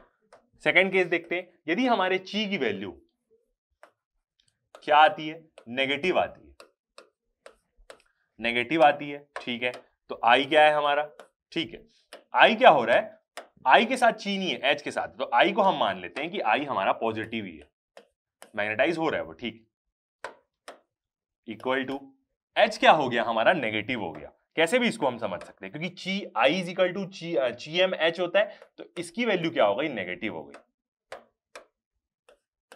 तो यहां से पॉजिटिव नेगेटिव से आप ये समझ सकते हैं कि एक्सटर्नल फील्ड का डायपोल मूवमेंट अलग है, और जो ऑब्जेक्ट को हम मैग्नेटिक फील्ड में रख रहे हैं तो वो अपोजिट डायपोल मूवमेंट जनरेट कर रहा है। तो इसको हम कैसे ले सकते हैं, एक प्रकार से कि मान लेते हैं कि ये हो गया हमारा एच का डायरेक्शन, और जब ऑब्जेक्ट मैग्नेटाइज हो रहा है तो वो क्या कर रहा है, अलग डायरेक्शन में डायपोल मूवमेंट जनरेट कर रहा है। तो दोनों का डायरेक्शन क्या हुआ, अपोजिट हुआ। ऑब्वियसली बात है एक पॉजिटिव है और एक नेगेटिव है, तो दोनों का डायरेक्शन क्या हुआ, अपोजिट डायरेक्शन हुआ। दोनों का डायरेक्शन क्या हुआ, अपोजिट हुआ, मतलब दोनों डायपोल मूवमेंट का डायरेक्शन अपोजिट है। अब इसको कैसे समझेंगे हम, तो बना लेते हैं एक मैग्नेट बनाते हैं, ठीक है, साउथ पोल नॉर्थ पोल। बस हमें क्या करना है, मैग्नेटिक मूवमेंट का डायरेक्शन ही अपोजिट लेना है। तो साउथ से नॉर्थ मैग्नेटिक मूवमेंट का डायरेक्शन रहेगा, ये हो गया मैग्नेटिक मूवमेंट का डायरेक्शन। ओके, दूसरा मैग्नेट लेते हैं, ये मान के चलते हैं कि यही एक्सटर्नल फील्ड जनरेट कर रहा है, और यही वाला जो मैग्नेट है ये मैग्नेटाइज हो रहा है। मैग्नेटाइज हो गया मतलब डायपोल मूवमेंट बन गया ना उसके अंदर। अब यहाँ पे डायपोल मूवमेंट का डायरेक्शन मेरे को उल्टा लेना है, तो ये नॉर्थ होगा और ये साउथ होगा, और इसके डायपोल मूवमेंट का डायरेक्शन कैसा आया, ऐसा आया। तो अब देख सकते हैं आप दोनों डायपोल मूवमेंट का डायरेक्शन अपोजिट है, नॉर्थ नॉर्थ पास में आ रहा है, तो ये क्या करेगा, एक दूसरे को रिपेल करेगा। और रिपेल करने का मतलब ही ये है कि ये जो सब्सटेंस है वो क्या है, डायमैग्नेटिक, क्योंकि डायमैग्नेटिक सब्सटेंस क्या होते हैं, रिपेल करते हैं। जितनी भी आप देखेंगे लेविटेशन, मैग्नेटिक लेविटेशन, मैग्नेट के कारण किसी अगली चीज को उड़ाते रहते हैं हम, ट्रेन बनती है भाई आजकल तो बहुत सारी जगह में देखेंगे आप, मैग्नेटिक लेविटेशन की ट्रेन होती है, ट्रेन हल्का सा ऊपर में उड़ते हुए चलते रहती है बहुत स्पीड से। वो सब क्या सब्सटेंस होते हैं, वो सब डायमैग्नेटिक होते हैं, जो क्या करते हैं, रिपेल करते हैं एक दूसरे को। तो ची की वैल्यू से हम बता सकते हैं कि कोई भी मटेरियल पैरामैग्नेटिक होगा कि डायमैग्नेटिक होगा। फेरोमैग्नेटिक कुछ नहीं, पैरामैग्नेटिक का बड़ा भाई होता है और ज्यादा उससे स्ट्रांग होता है। तो ये चीज हमें समझ में आई कि मैग्नेटिक ससेप्टिबिलिटी क्या क्या इंफॉर्मेशन दे सकती है हमें। ओके, आगे बढ़ते हैं, नेक्स्ट हम आगे बढ़ते हैं। अब हमारा क्या रिलेशन आया था, ओरिजिनली पहले हमारा रिलेशन क्या आया था, ची की वैल्यू हम पुट कर देते, तो हम कहां तक रिलेशन में पहुंचे थे, B इज इक्वल टू, मतलब जो नेट फील्ड जनरेट हो रही थी, म्यू 0 ब्रैकेट में H प्लस आई क्या बताता था, इंटेंसिटी और मैग्नेटाइजेशन बताता था। यहां तक हम पहुंचे थे, ठीक है। अब क्या करते हैं, आई में मैग्नेटिक ससेप्टिबिलिटी की वैल्यू पुट कर देते, तो क्या हो जाएगा, H वेक्टर प्लस आई क्या हो जाएगा, मैग्नेटिक ससेप्टिबिलिटी GM और H। आई की वैल्यू यही होती है, ये भी वेक्टर फॉर्म में। ओके, अब क्या करते हैं, यहां से ये जो h है दोनों के पास कॉमन है, इसको भी बाहर निकाल लेते हैं। म्यू तो दोनों के पास है ही क्योंकि वो ऑलरेडी उन लोग से कॉमन रखा हुआ है। तो क्या हो जाएगा, म्यू 0 ब्रैकेट में यहां से h निकाल लिए, 1 बचा, प्लस मैग्नेटिक ससेप्टिबिलिटी, और यहां पे क्या आ गया, h बाहर आ गया। ठीक है, तो अब क्या हुई, एक और टर्म आई हमारे पास, 1 प्लस मैग्नेटिक ससेप्टिबिलिटी, या 1 प्लस GM बोले इसको हम। तो ये टर्म हमें क्या बताती है, रिलेटिव परमिएबिलिटी बताती है। ओके, देखते हैं। तो ये जो टर्म है दोनों, ये दोनों टर्म को क्या बोलते हैं हम, म्यू आर बोलते हैं। म्यू आर का मतलब क्या होगा, relative magnetic permeability, relative magnetic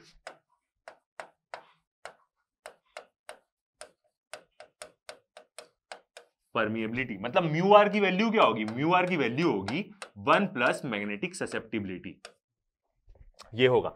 अब रिलेटिव मैग्नेटिक परमिएबिलिटी क्या बताती है, देखते हैं इसका डेफिनेशन एक सिंपल लाइन में। ये बताती है ratio of flux density,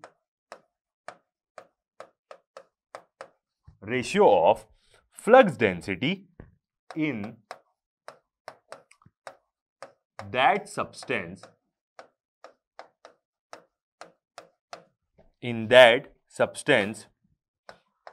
to flux density in vacuum। तो म्यू आर क्या बताता है हमें, रिलेटिव मैग्नेटिक परमिएबिलिटी क्या बताता है, कि ये बताता है कि रेशियो बताता है फ्लक्स डेंसिटी। फ्लक्स डेंसिटी का मतलब ये होता है कि कितनी मैग्नेटिक फील्ड लाइंस किसी के अंदर से पास हो रही है। तो ये एक प्रकार का क्या है, रेशियो है कि उस सब्सटेंस के अंदर, जो भी सब्सटेंस मैग्नेटाइज हो रहा है उसके अंदर से कितनी फील्ड लाइन पास हो रही है। और रेशियो किसके साथ, कि जब वो सब्सटेंस उस जगह में नहीं होता तो वहां पे स्पेस में कितनी फील्ड लाइन पास होगी। तो ऑब्वियस ही बात है, कोई सब्सटेंस मैग्नेटाइज हो रहा है तो उससे ज्यादा फील्ड लाइंस पास होगी, और एक तो वो खुद भी अपनी फील्ड लाइन जनरेट कर रहा है। तो म्यू आर क्या बताता है हमें, रिलेटिव मैग्नेटिक परमिएबिलिटी। एक प्रकार का क्या है, ये रेशियो है कि फ्लक्स डेंसिटी का मतलब ये होता है कि कितने number of magnetic field lines उससे पास हो रहे हैं। फ्लक्स का मतलब यही होता है कि कितनी फील्ड लाइंस उससे पास हो रही है। तो एक जगह रखी हुई है, उससे कोई भी एक्सटर्नल फील्ड जनरेट कर रही है मान ले, और एक मैग्नेटिक सब्सटेंस रखा हुआ है, तो एक्सटर्नल फील्ड उसके अंदर से कितनी मैग्नेटिक फील्ड लाइंस पास करा रही है। और जब वो सब्सटेंस उस जगह में नहीं होता तो वहां पे भी खाली स्पेस होता, तो वहां से कितनी फील्ड लाइंस पास हो सकती, ये ज्यादा भी हो सकता है, कम भी हो सकता है। यदि कोई सब्सटेंस मान के चलते डायमैग्नेटिक हुआ तो वो फील्ड लाइंस को रिपेल कर देगा, अपने अंदर से पास होने ही नहीं देगा। ठीक है, तो उसके अंदर से कम फील्ड लाइन पास जाएगी, कम मैग्नेटिक फील्ड लाइंस पास होगी। और उसी की जगह यदि वैक्यूम होगी तो वैक्यूम से ज्यादा फील्ड लाइन चले जाएगी। यदि कोई पैरामैग्नेटिक सब्सटेंस हुआ तो वो क्या करेगा, बोलेगा और वो और खींच लेगा, बोलेगा ठीक है मेरे अंदर से तो और पास हो। उस जगह में भले वैक्यूम होता तो वहां से कम पास होती, मगर मैग्नेटिक सब्सटेंस रखा है तो वो और खींच लेगा कि मेरे अंदर से तो और पास हो। तो ये बताता है हमारा क्या है, रिलेटिव मैग्नेटिक परमिएबिलिटी, जिसकी वैल्यू क्या होती है 1 plus GM, 1 plus magnetic susceptibility. ठीक है, तो हमें एक और टर्म के बारे में पता चला। अब इसके बारे में हम हल्का सा क्या कर सकते हैं, देख भी सकते हैं। ठीक है, और इसकी वैल्यू क्या हो सकती है, ज्यादा भी हो सकती है, मोर, और लेस भी हो सकती है। मतलब बहुत ज्यादा भी हो सकती है, बहुत कम भी हो सकती है। यदि ज्यादा हुई तो ज्यादा हुई का मतलब क्या है कि वैक्यूम से ज्यादा उसके अंदर फील्ड लाइन पास हो रही, तो कौन सा सब्सटेंस होगा, वो पैरामैग्नेटिक, PARA शॉर्ट फॉर्म में लिख देते हैं। यदि उसके अंदर से बहुत कम पास हो रही है, इसके बदले वहां पे वैक्यूम होती तो उससे भले ज्यादा पास हो जाती, तो वो क्या हो जाएगा, डायमैग्नेटिक। ठीक है, तो ज्यादा भी हो सकती है इसकी पूरी वैल्यू, और कम भी हो सकती है। ऑब्वियस ही बात है, ससेप्टिबिलिटी पे वो डिपेंड करेगा। ससेप्टिबिलिटी पॉजिटिव हुई तो ज्यादा आएगी वैल्यू, ससेप्टिबिलिटी नेगेटिव हुई तो 1 से छोटी वैल्यू आ जाएगी। मतलब क्या हो गया, डायमैग्नेटिक हो गया, 1 से बड़ी ही आएगी तो पैरामैग्नेटिक तो है ही वो। ओके, ठीक है, तो एक और टर्म के बारे में पता चला हमें। अब हम क्या करते हैं, वहां पे नई वाली टर्म को रख लेते हैं। तो ये दोनों की वैल्यू मिलके क्या बन गया हमारा, 1 प्लस GM क्या हो गया हमारा, रिलेटिव मैग्नेटिक परमिएबिलिटी हो गया। तो क्या आएगा हमारा relation, B vector equal to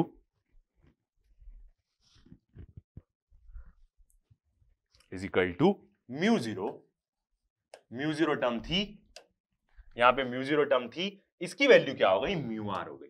mu zero mu R जो क्या है magnetic relative permeability, mu zero तो स्पेस की परमिएबिलिटी, एच वेक्टर ये आ गई। अब यहां पे जो ये दो टर्म है म्यू जीरो और म्यू आर, इसको भी हम क्या बोलते हैं, इसको हम बोलते हैं म्यू। इस दोनों टर्म को भी हम क्या बोलते हैं, म्यू बोलते हैं। और म्यू क्या होता है, म्यू को हम क्या बोलते हैं, मैग्नेटिक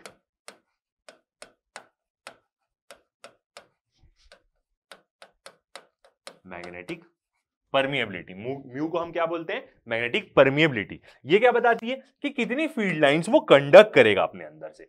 क्या है ये, एक प्रकार का major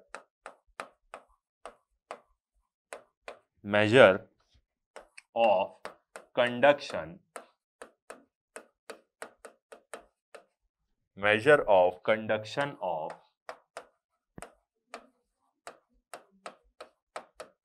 magnetic field lines, measure of conduction of magnetic field lines through a substance। मतलब वो कितना कंडक्ट करेगा मैग्नेटिक फील्ड लाइंस। कंडक्ट करने का मतलब एक कोने में छुआया तो वो और उसके बाजू बाकी के जो एटम्स है वो बोलेंगे कि हाँ भाई मेरे पास भी भेज, मेरे पास भी भेज, ऐसा कितना कंडक्ट करेगा वो फील्ड लाइंस को। तो म्यू जीरो और म्यू आर मिलके क्या बनता है, म्यू बनता है। तो इसका मतलब यदि हम म्यू की वैल्यू देखें तो म्यू क्या हो जाएगा हमारा, म्यू बराबर होगा हमारे म्यू जीरो और म्यू आर के, कि कितना फील्ड लाइंस कोई भी सब्सटेंस क्या करेगा, कंडक्ट करेगा। ऑब्वियसली बात है सब जाके वो ससेप्टिबिलिटी से ही क्या हो रहा है, मिल रहा है। ओके ये वाली टर्म आ गई हमारी। अब देखते हैं इसी क्या कौन सी टर्म हमने आई अभी, म्यू आ गई। तो म्यू के बारे में अब हम देखते हैं। ओके तो मैग्नेटिक परमिएबिलिटी के बारे में देखते हैं। अब यदि इसी के बारे में देखें क्या बता रहा है ये कि कितना कंडक्ट कर रहा है। ज्यादा कंडक्ट करेगा तो क्या होगा, कम कंडक्ट करेगा तो क्या होगा, देखते हैं इसके बारे में। बी क्या बता रही है हमारी total field, okay equal to mu zero, सिर्फ म्यू लेंगे और एच, ये भी फील्ड है। ओके अब यदि ये क्या करता है, ज्यादा कंडक्ट करता है मैग्नेटिक फील्ड लाइंस को, तो क्या बोलते हैं हम, मोर कंडक्ट। ज्यादा कंडक्ट करेगा मैग्नेटिक फील्ड लाइंस को तो क्या होगा, एच की वैल्यू, एच क्या बता रहा है, एक्सटर्नल फील्ड कितनी पावर दे रही है उसको वो क्या करेगा, इंक्रीज करेगा। तो जो टोटल फील्ड है वो क्या हो जाएगी, इंक्रीज हो जाएगी। कोई भी ऑब्जेक्ट ज्यादा कंडक्ट करेगा तो ऑब्वियसली बात है ससेप्टिबिलिटी सब उन सब चीजों से ही मिलकर बना है, तो वैसा ही रिलेशन शो करेगा। ज्यादा कंडक्ट किया तो वो क्या करेगा, एक्सटर्नल फील्ड एच की वैल्यू को और इंक्रीज कर देगा, तो टोटल फील्ड क्या हो जाएगी, इंक्रीज हो जाएगी। अब यदि टोटल फील्ड इंक्रीज हो गई, टोटल फील्ड इंक्रीजेस। अब जब टोटल फील्ड इंक्रीज हो रही है तो वो कैसा सब्सटेंस होगा, जो क्या है ज्यादा कंडक्ट कर रहा है, तो उसको हम बोल सकते हैं कि पैरामैग्नेटिक होगा। और कंडक्ट कर रहा है, फील्ड को इंक्रीज कर रहा है, ऑब्वियसली बात है पैरामैग्नेटिक होगा। सेकंड केस देखते हैं, B equal to mu H. H क्या बताता है, मैग्नेटिक इंटेंसिटी, एक्सटर्नल फील्ड के पास कितनी पावर है मैग्नेटाइज करने की। अब यदि इसकी वैल्यू कम है, म्यू की वैल्यू, मतलब क्या कर रहा है, लेस कंडक्ट कर रहा है, बहुत कम कंडक्ट कर रहा है मैग्नेटिक फील्ड लाइन को, मतलब क्या कर रहा है, रिपेल कर दे रहा है। तो जो ओवरऑल फील्ड है मैग्नेटिक फील्ड, उसकी वैल्यू क्या हो जाएगी, कम हो जाएगी। तो टोटल फील्ड बोले या फील्ड डिक्रीजेस, फील्ड डिक्रीज हो गई। एक तो एक्सटर्नल फील्ड को भी वो कम कर दिया, तो इसका मतलब क्या होगा, ये कैसा सब्सटेंस है, पैरा मैग्नेटिक भी नहीं है, डायमैग्नेटिक सब्सटेंस होगा। इसका मतलब ये DIA शॉर्ट फॉर्म में लिख देते हैं। समझ में आ रहा है, कंडक्ट करने से क्या होगा, ज्यादा कंडक्ट किया फील्ड को इंक्रीज करेगा वो, तो पैरामैग्नेटिक हुआ। कम कंडक्ट किया फील्ड को डिक्रीज करेगा, डायमैग्नेटिक हुआ। ओके ये चीज हो गई। तो ये क्या हुआ, पूरी टर्मिनोलॉजी इसमें आ गई। अब हम एक नोट पॉइंट देख लेते हैं। ठीक है, ये नोट पॉइंट देख ही लेते हैं। यहां पे ये नोट पॉइंट एक कभी कभी ऐसा बोलता है न्यूमेरिकल्स में कि ऑब्वियसली बात है, हम एक सोलोनॉइड के अंदर कोर रखे, कोर मैग्नेटाइज हो रही है, तो टोटल फील्ड को वो क्या करेगी, इंक्रीज करेगी। एक तो सोलोनॉइड की फील्ड लाइंस है, प्लस वो उसमें जब वो खुद मैग्नेटाइज होकर मैग्नेट बन जाएगा तो वो अपनी भी फील्ड जनरेट करने लग जाएगा, और टोटल फील्ड में वो क्या करेगा, एड अप करेगा। तो ऐसा पूछता है कि यदि उस सोलोनॉइड में हम कोर निकाल दिए तो भी उसके अंदर हमें उतनी वैल्यू की फील्ड जनरेट करनी है जितनी उसमें जब कोर रखी थी। ऑब्वियसली बात है, सोलेनॉइड के अंदर कोर रहेगी तो अंदर की फील्ड की वैल्यू ज्यादा आएगी, मैग्नेटिक फील्ड की वैल्यू। मगर यदि हम उसकी कोर निकाल दिए तो कितना करंट हमें और देना पड़ेगा ताकि वो उतनी फील्ड जनरेट करे जितनी जब कोर थी उसके अंदर तो वो जनरेट कर रहा था। तो इसको हम कैसे निकालेंगे? तो क्वेश्चन में आपको पूछता है कि मैग्नेटाइजेशन करंट की वैल्यू क्या होगी। क्या टर्म बोलता है? मैग्नेटाइजिंग। आप एनसीईआरटी बुक में देखेंगे तो ऐसा आपको एक क्वेश्चन मिलेगा, मैग्नेटाइजिंग करंट की वैल्यू क्या होगी? आई एम, करंट है तो आई एम से इसको डिनोट कर देते हैं कि जब उससे कोर निकाल दिए तो भी हम चाहते हैं कि उसके अंदर उतनी फील्ड रहे जितनी जब उसके अंदर कोर थी तो वो जनरेट करेगा। तो इसको हम कैसे निकाल सकते हैं? जनरली नॉर्मली सोलेनॉइड की फील्ड उसके सेंटर में निकालने का फॉर्मूला क्या होता है? बी इज इक्वल टू क्या होगा? म्यू जीरो ही लेंगे क्योंकि अब उसके अंदर कोर नहीं है तो फ्री स्पेस की परमिएबिलिटी लेंगे, एन और आई होता है। यहां पे क्या करेंगे हम, आई करंट तो उसमें फ्लो करा रहा है प्लस उसके साथ हम क्या कर देंगे, आई एम कर देंगे कि करंट कितना बढ़ाएं ताकि उसके अंदर कोर रखे रहे तो वो उतनी फील्ड जनरेट करे। तो यहां से आप क्या कर सकते हैं, आई एम की वैल्यू निकाल सकते हैं। कैसे हो जाएगा? बी के नीचे आ जाएगा mu zero N, number of turns per unit length है, और माइनस आई, तो ये इक्वल टू क्या हो जाएगा, आई एम। कि यदि हम उसके अंदर कोर नहीं रखना चाहें तो हम करंट कितना बढ़ाएं ताकि वो उतनी फील्ड जनरेट करे जब उसके अंदर कोर रखे रहे। तो ऐसा निकालने पूछता है, एनसीईआरटी के न्यूमेरिकल में आप देखेंगे तो आपको पता चल जाएगा। ठीक है, बाकी हम न्यूमेरिकल तो बनाएंगे इससे रिलेटेड अभी, तो कोई टेंशन लेने की जरूरत नहीं है। ओके, तो ये हुआ एक लाइफ खत्म। मतलब अब हमने क्या किया, एक बार समझ लिया सारी टर्म्स के बारे में।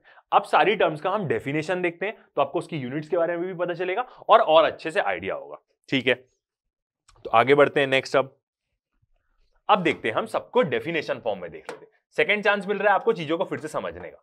तो various terms related to magnetism, अब उसका डेफिनेशन देखेंगे तो आपको एक दो डेफिनेशन भी और मिलेंगे उसके, और एक बार और समझने का मौका मिलेगा। फर्स्ट क्या आया हमारा, मैग्नेटिक इंटेंसिटी। मैग्नेटिक इंटेंसिटी क्या बताती है? मैंने आपको फिर से बताया दे रहा हूं एक बार कि जो एक्सटर्नल फील्ड है उसकी पावर कितनी है किसी भी ऑब्जेक्ट को मैग्नेटाइज करने की। एक्सटर्नल फील्ड के पास कितनी शक्ति कि वो किसी भी ऑब्जेक्ट, जो ऑब्जेक्ट उसकी फील्ड के अंदर आता है उसको वो कितना मैग्नेटाइज कर सके। तो इसका दूसरा नाम क्या होता है, मैग्नेटिक इंटेंसिटी, जिसको हमने अभी एच से डिनोट किया है। दूसरा इसको हम क्या बोलते हैं, मैग्नेटाइजिंग फोर्स बोलते हैं। ऑब्वियसली बात है, किसी को मैग्नेटाइज कर रहा है तो मैग्नेटाइजिंग फोर्स बोलेंगे, और इसको मैग्नेटिक फील्ड स्ट्रेंथ भी बोलते हैं, सेकंड नेम इसका। थर्ड नेम बोला जाए तो ठीक है, क्या होता है देखते हैं। The capability of magnetic field, magnetic field की कितनी ताकत है to magnetize the substance is measured in terms of magnetic intensity. जो एक्सटर्नल फील्ड है उसके पास कितनी ताकत है किसी भी ऑब्जेक्ट को मैग्नेटाइज करने के लिए, in the field magnetic intensity of the field, मतलब जो भी फील्ड है उसकी ताकत के बारे में बता रहा है। सेकंड डेफिनेशन देखें, the magnitude of magnetic intensity. ये डेफिनेशन बहुत इंपॉर्टेंट होता है क्योंकि इससे एक न्यूमेरिकल भी बनता है। तो क्या बोल रहा है कि जो मैग्नेटिक इंटेंसिटी, यदि हम उसका सिर्फ मैग्नीट्यूड ही निकालना चाहें कि जो एक्सटर्नल फील्ड है उसके पास कितनी ताकत है कि कोई भी ऑब्जेक्ट उसके फील्ड में आए तो उसको मैग्नेटाइज कर पाए, may be define as the number of ampere turns, number of ampere turns flowing around the unit length of toroid to produce the magnetic induction B0 in the toroid. तो ये क्या होगा, इसको हम क्या बोलते हैं, number of ampere turns, number of ampere turns flowing round the unit length. तो ये लाइन क्या है हमारी इंपॉर्टेंट, कितने एम्पियर टर्न्स है जो फ्लो कर रहे हैं उसकी यूनिट लेंथ में, किसमें, एक टोरॉइड के अंदर, जो क्या करेगा, इतना मैग्नेटिक इंडक्शन B0 जनरेट करेगा इन दी टोरॉइड। टोरॉइड के बारे में देखें तो टोरॉइड कैसा रहता है, ऐसा। सोलेनॉइड को ही हम पूरा गोल घुमा दें और उसको पूरा गोल ज्वाइन कर दे तो वही टोरॉइड होता है, बिल्कुल। टोरॉइड देखें कैसा रहता है, तो ये एक दो सर्कल और इसके ऊपर क्या रहेंगे, पूरे वायर्स क्या रहेंगे, ऐसे बाउंड रहेंगे। तो ये क्या हो गया, सोलेनॉइड का ही भाई पूरा उसका इन्फिनाइट प्रकार का सोलेनॉइड हुआ। अब टोरॉइड में हमको पता है फील्ड कहां जनरेट होती है, यहां पे, अंदर में नहीं होती है, बाहर में भी नहीं होती, जो उसका अंदर वैक्यूम वाला हिस्सा है वहां पे फील्ड जनरेट होती है। ऑब्वियसली बात है वो वैक्यूम है इसलिए B0 ले रहे हैं क्योंकि एक वैक्यूम में फील्ड जनरेट कर रहे हैं। तो ampere turns flowing round the unit length of the toroid. कैसे समझ में आता है, यूनिट से हम एक ऐसा ही न्यूमेरिकल बनाएंगे तो आपको और ये डेफिनेशन और क्लियर होगा।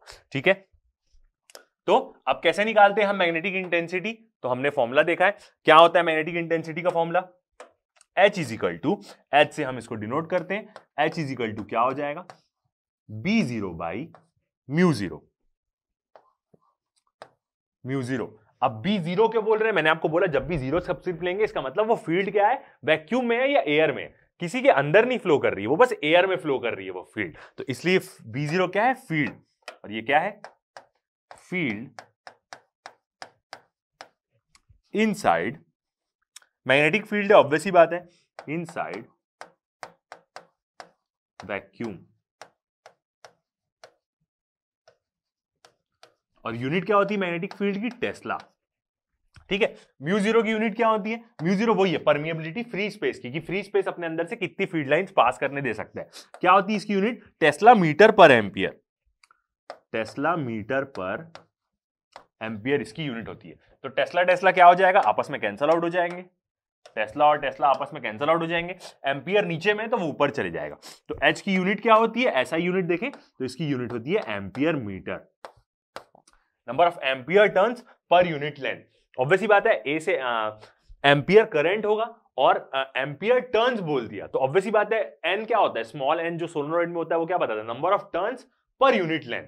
तो करंट और नंबर ऑफ ए और एन को हम मल्टीप्लाई कर देंगे तो ए का आ गया, करंट का आ गया एम्पियर, और टर्न्स पर यूनिट लेंथ तो वही तो हो गया ampere turns per unit length, वही यूनिट आ रही है इसकी।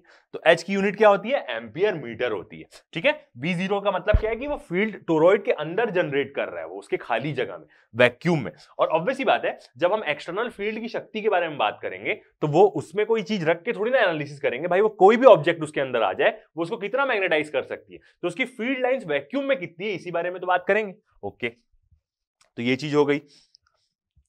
ठीक है, फर्स्ट चीज मैग्नेटाइजेशन, मैग्नेटिक इंटेंसिटी जिसको हम क्या बोलते हैं, मैग्नेटाइजिंग फोर्स या मैग्नेटिक फील्ड स्ट्रेंथ बोलते हैं। सेकंड देखते हैं इंटेंसिटी ऑफ मैग्नेटाइजेशन जिसको हमने क्या किया है, आई से डिनोट किया है, और इसी को हम क्या बोलते हैं, मैग्नेटाइजेशन। अब ये किसकी प्रॉपर्टी होती है, ये उस ऑब्जेक्ट की प्रॉपर्टी होती है जो एक्सटर्नल फील्ड में आया है और वो कितना मैग्नेटाइज होगा, कितनी उसकी कैपेबिलिटी है, मतलब कितनी उसकी डिग्री है मैग्नेटाइज होने की, कोई ज्यादा होगा कोई कम होगा।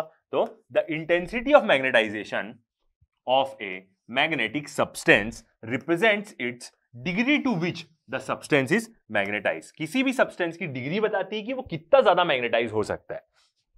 एक और definition, it is defined as the net magnetic movement m developed per unit volume. Obviously बात है जब उसको हम मैग्नेटाइजिंग फील्ड में रख रहे हैं तो वो मैग्नेट बन रहा है। अब जब वो मैग्नेट बन रहा है तो उसके अंदर मैग्नेटिक डायपोल आएगा, और वही डायपोल, नेट मैग्नेटिक डायपोल पर यूनिट वॉल्यूम में उसमें कितना बन रहा है, उसी से हमें समझ में आ जाएगा कि ये कितना मैग्नेटाइज हो रहा है। तो वही बताता है इंटेंसिटी ऑफ मैग्नेटाइजेशन जिसको हम बोलते हैं magnetization. When a magnetic specimen is subjected to magnetic field, एक एक्सटर्नल फील्ड थी, एक ऑब्जेक्ट था कि वो खुद कितना मैग्नेटाइज हो सकता है, एक्सटर्नल फील्ड की शक्ति की उसको कितना मैग्नेटाइज कर सकती है, वो है मैग्नेटिक इंटेंसिटी। ओके, अब यदि हम देखें कि इसकी मतलब इसको हम कैसे कैलकुलेट करते हैं, इसका फॉर्मूला क्या होगा हमारा, आई इज इक्वल टू क्या बोला, net magnetic movement developed per unit volume. तो मैग्नेटिक मूवमेंट नेट नहीं लिखते हैं, सिर्फ एम ले लेते हैं, और पर यूनिट वॉल्यूम।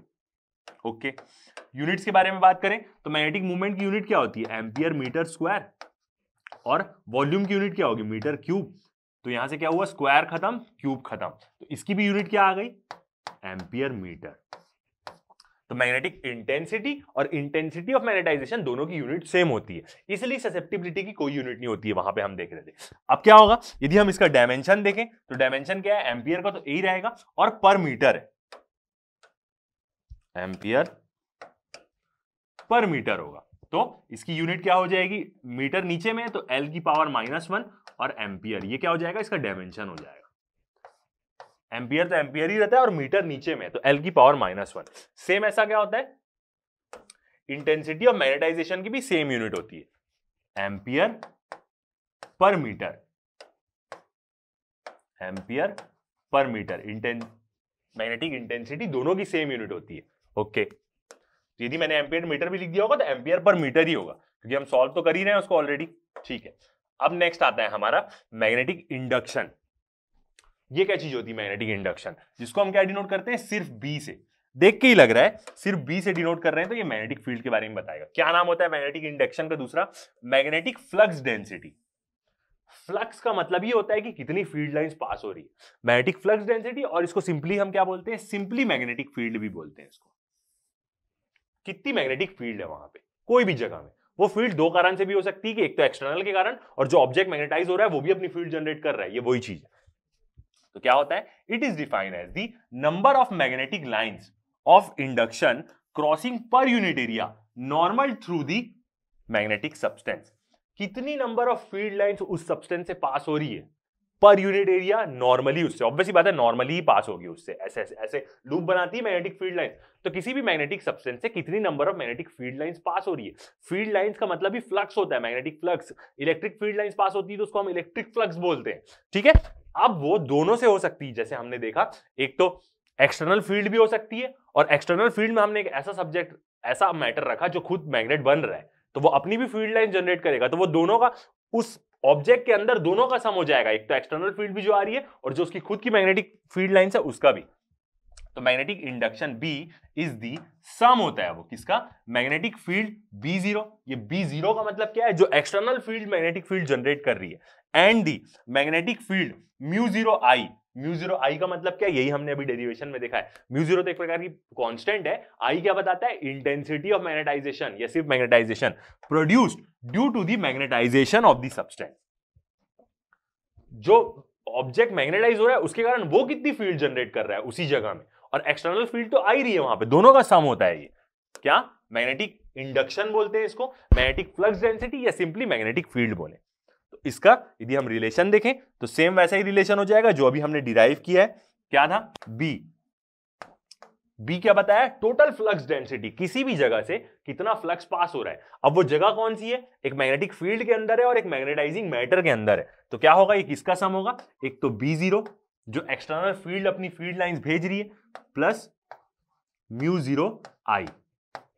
अब जो ऑब्जेक्ट रखा है एक्सटर्नल फील्ड में वो भी मैग्नेटाइज हो रहा है, वो भी अपनी फील्ड जनरेट कर रहा है। I क्या है यहाँ पे, करंट नहीं है, इंटेंसिटी ऑफ मैग्नेटाइजेशन है, ठीक है। इसको हम थोड़ा सा और भी क्या करते हैं, इलेबोरेट कर देते हैं। सेम वैसी B इक्वल टू क्या हो जाएगा, B0 इक्वल टू क्या हो जाएगा, हमने H देखा है, मतलब मैग्नेटिक इंटेंसिटी क्या होती थी, B0 बाई म्यू होती थी। मैग्नेटिक इंटेंसिटी क्या बताती थी कि एक्सटर्नल फील्ड की इतनी पावर है किसी भी ऑब्जेक्ट को मैग्नेटाइज करने की, और एक्सटर्नल फील्ड की जब हम पावर देख रहे हैं तो उसको फ्री स्पेस में देखते हैं, तभी B0 म्यू0 आता था। तो यहां पे हम क्या कर सकते हैं, B0 की वैल्यू पुट कर सकते हैं। तो B0 क्या हो जाएगा, H इंटू म्यू0, H म्यू0 प्लस μ0I, ठीक है। सेम इसको करेंगे, μ0 कॉमन आ जाएगा तो वही रिलेशन आएगा, B is equal to μ0 H plus I। यही रिलेशन अभी हमने, इसी रिलेशन को लेके ही तो हम पूरा भी स्कीम कर रहे थे, तो यही आ जाएगा क्या हमारा मैग्नेटिक इंडक्शन, कि कोई भी एरिया से कितनी number of field lines pass हो रही है। यदि जिस जगह भी हम देख रहे हैं कि कितना मैग्नेटिक फ्लक्स वहां से पास हो रहा है, यदि वहां पे कोई मैग्नेटिक सब्सटेंस नहीं होता तो B0 ही B हो जाता, जितनी फील्ड लाइंस पास हो रही है वही फ्लक्स डेंसिटी हो जाती थी, वहां पे कोई मैग्नेटिक सब्सटेंस नहीं रहेगा। तो समझ पा रहे हैं आप बात को, ओके। अब क्या होता है नेक्स्ट, ठीक है, तो मैग्नेटिक इंडक्शन हमें समझ में आया। ऑब्वियसली बात है मैग्नेटिक इंडक्शन है तो इसकी यूनिट क्या होगी, टेस्ला ही होगी, क्योंकि मैग्नेटिक फील्ड डेंसिटी बता रहे हो, टेस्ला ही होगी इसकी यूनिट। ओके, आगे बढ़ते हैं। नेक्स्ट आता है मैग्नेटिक ससेप्टिबिलिटी। क्या बताता है ससेप्टिबिलिटी, कि कितना इजी कोई भी ऑब्जेक्ट मैग्नेटाइज हो सकता है। आसानी से होगा तो पैरामैग्नेटिक है, बहुत मुश्किल होगा रिपेल कर देगा फील्ड लाइंस को तो डायमैग्नेटिक है। तो it is a measure of how easily, कितना आसानी से अ सब्सटेंस इज मैग्नेटाइज्ड, कितना आसानी से कोई सब्सटेंस मैग्नेटाइज हो सकता है in magnetic field. Magnetic field में जब उस सब्सटेंस को रख दें तो कितना आसानी से मैग्नेटाइज्ड होगा। पैरामैग्नेटिक सब्सटेंस हुआ तो उसकी ससेप्टिबिलिटी पॉजिटिव होती है तो वो मस्त मैग्नेटाइज होगा एकदम जल्दी से। फेरोमैग्नेटिक तो और जल्दी मैग्नेटाइज होता है। डायमैग्नेटिक क्या करता है, फील्ड लाइंस को रिपेल कर देता है, रिपेल हो जाएगा, वो खुद निकल जाएगा फील्ड से बाहर, भाई मैं नहीं रहूंगा यहाँ पे करके। The magnetic susceptibility of a magnetic substance, दूसरा डेफिनेशन, किसी भी मैग्नेटिक सब्सटेंस की magnetic susceptibility is defined as the ratio of intensity of magnetization to the magnetic intensity. ये क्या होता है, एक प्रकार का रेशियो होता है, इंटेंसिटी ऑफ मैग्नेटाइजेशन ससेप्टिबिलिटी। ये मैग्नेटिक ससेप्टिबिलिटी क्या बोला, रेशियो बोला, इंटेंसिटी ऑफ मैग्नेटाइजेशन I क्या बताता है, I कि कोई ऑब्जेक्ट कितना मैग्नेटाइज होगा एक्सटर्नल फील्ड में, और मैग्नेटिक इंटेंसिटी H जो उसको एक्सटर्नल फील्ड मैग्नेटाइज कर रही है उसके पास कितनी ताकत है। ये इन दोनों का रेशियो होता है। इसी रेशियो को तो हमने अभी यूज कर रहे थे, I is equal to GM/H करके ही हमने इतना एनालिसिस किया, ठीक है। कोई यूनिट होगी इसकी, नहीं होगी कोई यूनिट, क्यों, क्योंकि I की भी यूनिट क्या है, एम्पियर पर मीटर है, और H की भी यूनिट क्या है, एम्पियर पर मीटर है। इसलिए हमने वहां पे लिखा था कि नो यूनिट्स,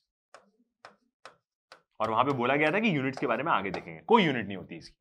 नेगेटिव हुआ तो डायमैग्नेटिक सब्सटेंस है, पॉजिटिव हुआ तो पैरामैग्नेटिक सब्सटेंस है। ठीक है, अब नेगेटिव हुआ पॉजिटिव हुआ तो कैसे डायमैग्नेटिक पैरामैग्नेटिक, अट्रैक्शन और रिपल्शन के कारण हमने डायग्राम बना के देखा कि कैसे हो सकता है वो। ओके, और कोई इंफॉर्मेशन यहां पे? ठीक है, आगे बढ़ते हैं। मैग्नेटिक परमिएबिलिटी, म्यू क्या होता है? म्यू देखते हैं।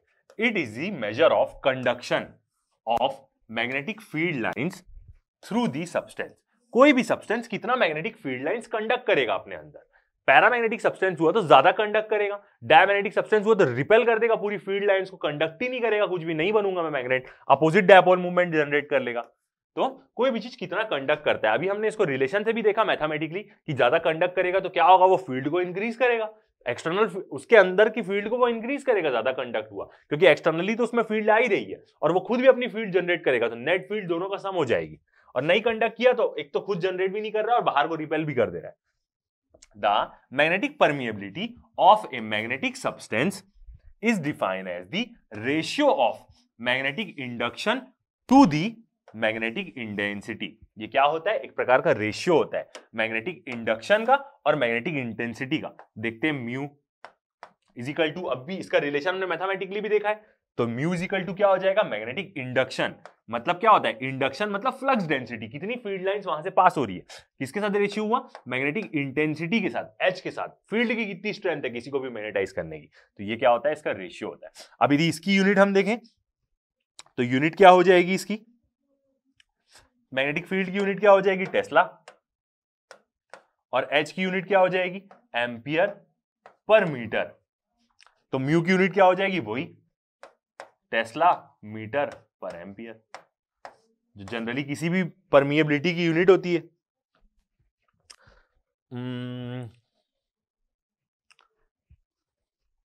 देख लेते हैं,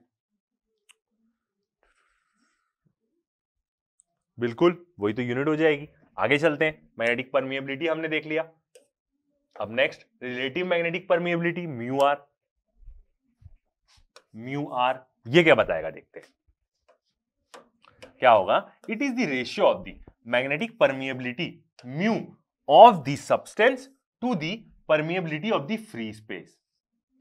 मतलब ये एक रेशियो बताता है कि कोई भी ऑब्जेक्ट से कितनी फील्ड लाइंस पास हो रही है, मैग्नेटिक फील्ड लाइंस, और यदि वो ऑब्जेक्ट उस जगह में नहीं होता तो खाली जगह से कितनी मैग्नेटिक फील्ड लाइंस पास हो रही है, मतलब रेशियो है। तो म्यू आर क्या होगा? म्यू आर होगा कि कोई ऑब्जेक्ट की मैग्नेटिक परमिएबिलिटी कितनी, कि कितनी उससे फील्ड लाइंस पास हो रही है, डिवाइड बाय म्यू जीरो कि स्पेस में कितनी पास हो रही है। तो इससे हमें समझ में आता है ना कि ज्यादा कंडक्ट कर रहा है कि कम कंडक्ट कर रहा है, अपने अंदर से ज्यादा फील्ड लाइन पास करा रहा है तो ज्यादा कंडक्ट कर रहा है। तो ये हुआ इसका फर्स्ट रिलेशन कि उस ऑब्जेक्ट से कितनी फील्ड लाइंस पास होती है, और यदि वो खाली जगह होती है, वहां पे सिर्फ स्पेस होता तो वहां पे कितनी पास हो सकती है। पैरामैग्नेटिक सब्सटेंस रहा तो वो क्या करेगा? हाँ दे मेरे से और पास करा, और तू मेरे से फील्ड लाइंस पास करा रहा है, मैं खुद मैग्नेटाइज हो रहा हूं, अब देख मैं भी अपनी फील्ड लाइन जनरेट करूंगा, दोनों मिलकर फील्ड बनाएंगे। डायमैग्नेटिक सब्सटेंस होगा, रिपेल कर देगा, कोई फील्ड लाइंस में से पास नहीं होनी चाहिए भाई करके। ठीक है, it is a dimensionless quantity. Obvious ही बात है, दोनों म्यू म्यू की यूनिट कट जाएगी तो डायमेंशनलेस क्वांटिटी तो रहेगी, और वैक्यूम के लिए क्या होगी? 1 होगी। वैक्यूम के लिए क्यों 1 होगी? क्योंकि वैक्यूम का म्यू ही म्यू जीरो हो जाएगा, दोनों आपस में कैंसल आउट हो जाएंगे, 1 हो जाएगा। ओके, सेकंड डेफिनेशन देखते हैं। The relative magnetic permeability of a substance is defined as the ratio of magnetic flux density B, जिसको हम इंडक्शन भी बोलते हैं, in that substance and flux density B0 in vacuum in the same field. तो इसका एक और relation क्या हो जाएगा हमारा? Mu is equal to B by B0 कि उस सब्सटेंस के अंदर कितनी मैग्नेटिक फ्लक्स जा रहा है, कितनी फील्ड लाइन जा रही है, और वहां पे वो सब्सटेंस नहीं होता और वैक्यूम होता तो कितनी फील्ड लाइन जाती। वही सेम चीज एक प्रकार का, एक कंडक्शन के फॉर्म में बता रहा है, एक फ्लक्स डेंसिटी के फॉर्म में बता रहा है कि कितनी फील्ड लाइंस उसमें जाएगी और कितनी जाएगी, ज्यादा भी हो सकता है कम भी हो सकती है इसकी वैल्यू। ओके ठीक है, तो ये सारी चीज हो गई। तो हमने 2 बार हर चीजों के बारे में समझा, सारी टर्म्स के बारे में। अब सारी टर्म्स आपको क्या हो गई होगी? एकदम क्लियर हो गई होगी। ओके, अब बनाते हैं हम न्यूमेरिकल। देखते हैं क्या बोल रहा है। The magnetic field B and the magnetic intensity H। Magnetic field B मतलब फ्लक्स डेंसिटी है, H इंटेंसिटी मतलब फील्ड की strength in a material is found to be 1.6 tesla and 100 ampere metre. 100 ampere metre क्या है? Magnetic intensity के बारे में बता रहा है। Respectively determine the relative permeability, mu R निकालना है, and susceptibility GM of the material. Relative permeability निकालना है मटेरियल की और ससेप्टिबिलिटी निकालना है कि मटेरियल कैसा है। ओके, सॉल्व करते हैं इस क्वेश्चन को। तो देखते हैं फर्स्ट हम क्या लिखते हैं, अपनी गिवन वैल्यूज लिखते हैं।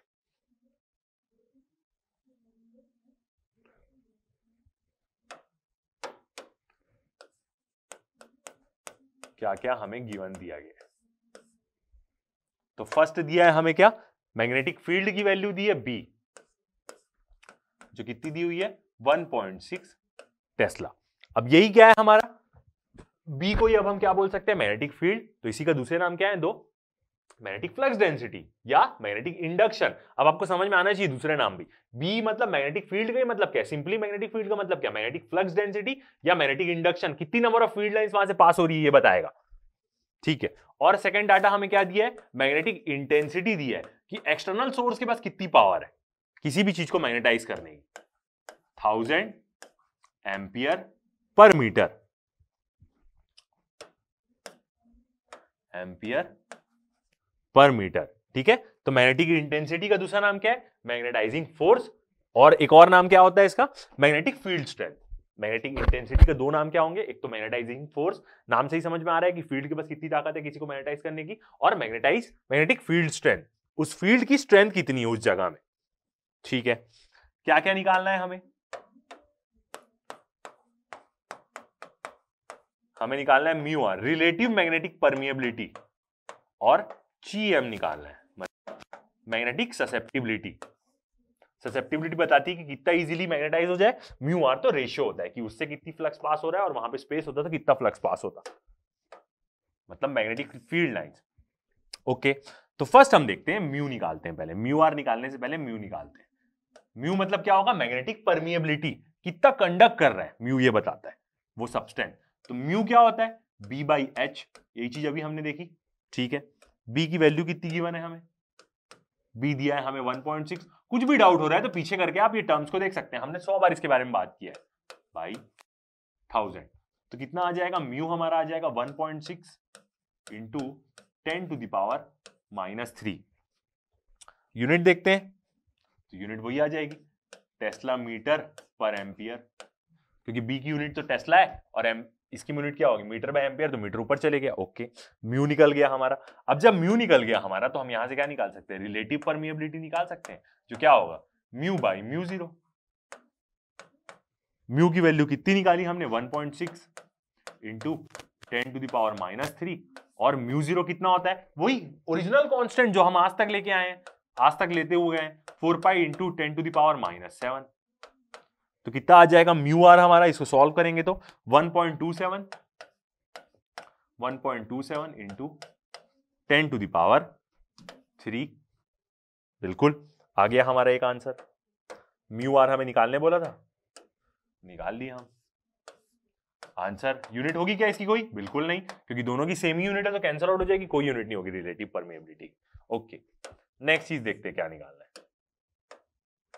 नेक्स्ट चीज निकालना है हमें ससेप्टिबिलिटी। तो ससेप्टिबिलिटी क्या होती है, बस रिलेटिव परमिएबिलिटी से 1 प्लस कर दें तो ससेप्टिबिलिटी आ जाएगी अपनी, मैग्नेटिक ससेप्टिबिलिटी। विजिबल है, ओके। तो ये क्या होता है 1 प्लस म्यू आर होगा। ठीक है, अब ये 1.27 इंटू 10⁻³ है, पॉजिटिव नंबर है, मतलब इसको हम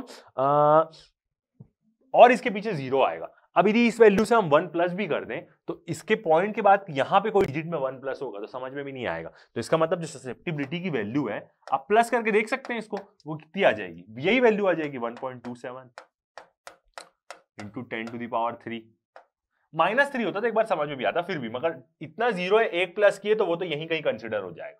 तो ये आ गया हमारा आंसर। इसकी भी क्या होती है, कोई यूनिट नहीं होती। तो ये आ गया हमारा सेकंड आंसर।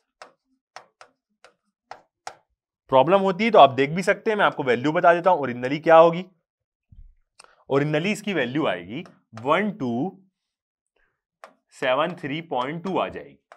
ठीक है, अब इसमें हमने क्या किया, 1 माइनस करना पड़ेगा क्या, बिल्कुल 1 माइनस करेंगे तो यहां पे क्या हो जाएगा 1 माइनस, क्योंकि वो 1 प्लस ससेप्टिबिलिटी होता है ना। ओके, तो म्यू आर -1 करेंगे, तो इस वैल्यू से हम -1 करेंगे तो हमारा आंसर कितना आ जाएगा 1272.2 आ जाएगा। तो इसको भी तो हम 1.27 इंटू 10⁻³ लिख सकते हैं ना, तो वही आएगा। ठीक है, तो ये आ गया हमारा आंसर। एकदम सिंपल क्वेश्चन था। ओके, नेक्स्ट क्वेश्चन देखते हैं।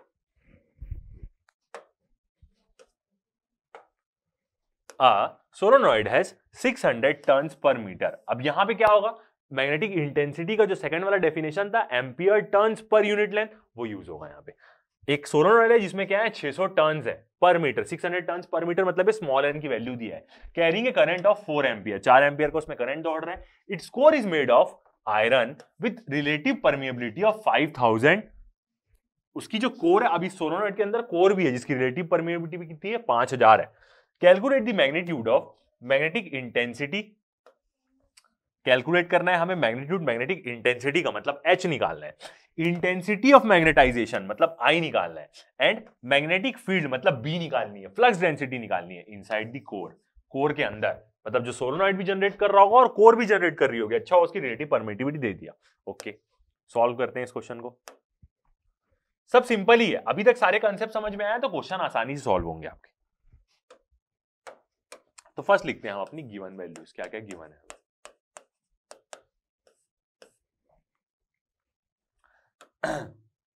Number of turns per unit length दिया है, स्मॉल एन, मतलब इसी से हम इसको डिनोट करते हैं। कितना दिया है, 600। करंट दिया है I, याद रखिएगा इंटेंसिटी ऑफ मैग्नेटाइजेशन नहीं है, वो करंट है, यूनिट से आप समझ जाएंगे, 4 एम्पियर। ओके, और क्या दिया है, रिलेटिव परमिएबिलिटी दिया है जो कोर है उस सोलोनॉइड के अंदर, वो कितनी दिया है, 5000। कोई यूनिट होगी क्या, नहीं होगी, बिल्कुल ठीक है। निकालना क्या है हमें,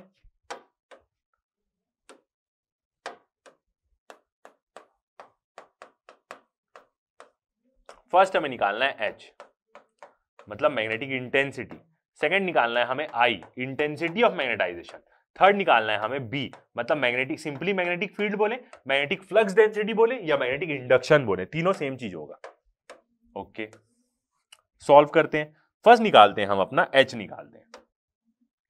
तो H कैसे निकलेगा, H में हम इसका डेफिनेशन यूज करेंगे। क्या होता है H, ampere turns per unit length, N और I। N कितना दिया है हमारा, 600, 600 ही दिया है ना। ओके, 600 और I कितना दिया है, 4 एम्पियर, तो कितना आ जाएगा, 2400 एम्पियर पर मीटर। कैसे किसी को डाउट लगता है तो यहां पे हम यूनिट देख सकते हैं। N की यूनिट क्या है, टर्न्स पर मीटर, ठीक है, और I की यूनिट क्या है, एम्पियर है। तो यही तो डेफिनेशन बोलता है मैग्नेटिक इंटेंसिटी का, एम्पियर टर्न्स पर मीटर, तो वही फॉर्मूला लगेगा इसलिए। ओके, I निकाल लिया हमने। नेक्स्ट चीज हमें क्या निकालनी है, इंटेंसिटी ऑफ मैग्नेटाइजेशन निकालनी है, I। अब I का फॉर्मूला क्या होता है, H तो है मगर उसके लिए हमें क्या चाहिए, मैग्नेटिक ससेप्टिबिलिटी चाहिए, H, यही होता है फॉर्मूला। तो हमें क्या करना पड़ेगा, मैग्नेटिक ससेप्टिबिलिटी निकालनी पड़ेगी। वो हम कैसे निकाल सकते हैं, रिलेटिव परमिएबिलिटी की मदद से। क्या बताता है relative permeability, magnetic permeability equal to 1 minus relative permeability -1, यही होता है। तो यहां पे रिलेटिव परमिएबिलिटी कितनी दी है, 5000 दी है। 5000 में से 1 माइनस कर देंगे तो कितना आ जाएगा, 4999, ठीक है। फिर भी मगर लगभग 5000 ही है, तो ससेप्टिबिलिटी को हम क्या ले लेते हैं, मान नहीं लेते हैं कि 5000 ही होगा, एक क्या कम करेंगे, ठीक है। तो यहां से क्या मिल जाएगा, हमें I मिल जाएगा। I इक्वल टू क्या हो जाएगा, 5000 इंटू H कितना है हमारा, मैग्नेटिक इंटेंसिटी 2400। तो यहां से हमारा इंटेंसिटी ऑफ मैग्नेटाइजेशन कितना आ जाएगा, I, ये आ जाएगा हमारा 1.2 इंटू 10⁻⁷। यूनिट तो इंटेंसिटी जैसी ही रहती है इसकी, एम्पियर पर मीटर। तो ये आ गया हमारा सेकंड आंसर। फर्स्ट आंसर क्या था हमारा, ये वाला था। ओके, थर्ड चीज निकालते हैं। थर्ड क्या बोला है, मैग्नेटिक इंडक्शन फ्लक्स डेंसिटी निकालो या सिंपली मैग्नेटिक स्ट्रेंथ निकालो। ओके, तो क्या होगा, B इज इक्वल टू क्या होता है, म्यू और H। म्यू क्या है हमारा, परमिएबिलिटी। ओके, अब जो म्यू है हमारा वो क्या बताता है, परमिएबिलिटी बताता है, और हमने देखा है म्यू इज इक्वल टू क्या होता है, म्यू 0 बाई म्यू आर होता है। बिल्कुल, रिलेटिव परमिएबिलिटी क्या होती है, रेशियो होता है म्यू बाई म्यू 0 का। तो बी इक्वल टू क्या हो जाएगा, mu 0 mu R H. Okay, mu 0 की value 4 pi into 10 to the power -7 into mu R कितना है 5000 दिया हुआ है, एच इंटेंसिटी, मैग्नेटिक इंटेंसिटी 2400। तो बी कितना आ जाएगा, इसको सॉल्व करेंगे आप, बी आ जाएगा आपका 115.07 टेस्ला। ये आ गया हमारा आंसर, तीनों आंसर आ गए अपने। ठीक है, तो फॉर्मूले एकदम इजी इजी है, 15.07 टेस्ला आ जाएगा। तो ये क्या हो गया, सॉल्व हो गया। ओके, आगे बढ़ते हैं। अब चलते हैं हम थोड़ा सा एक प्रॉपर्टीज के बारे में देखते हैं, फिर चल देंगे हम डायमैग्नेटिक पैरामैग्नेटिक मटेरियल्स के ऊपर। ओके, तो ये वाले वीडियो में इतना ही। नेक्स्ट वीडियो में हम क्या देख लेते हैं, अपना पूरा देखेंगे डायमैग्नेटिक सब्सटेंस क्या होता है, पैरामैग्नेटिक क्या होता है, फेरोमैग्नेटिक क्या होता है क्यूरी टेम्परेचर, और उसके बाद हिस्टेरियस कर्व, और उसके बाद हम देखेंगे कि इलेक्ट्रोमैग्नेट्स क्या होते हैं और परमानेंट मैग्नेट्स क्या होते हैं। ये सब चीजों के बारे में हम अपना नेक्स्ट वीडियो में देख लेते हैं। तो अभी तक के लिए इतना ही, थैंक यू।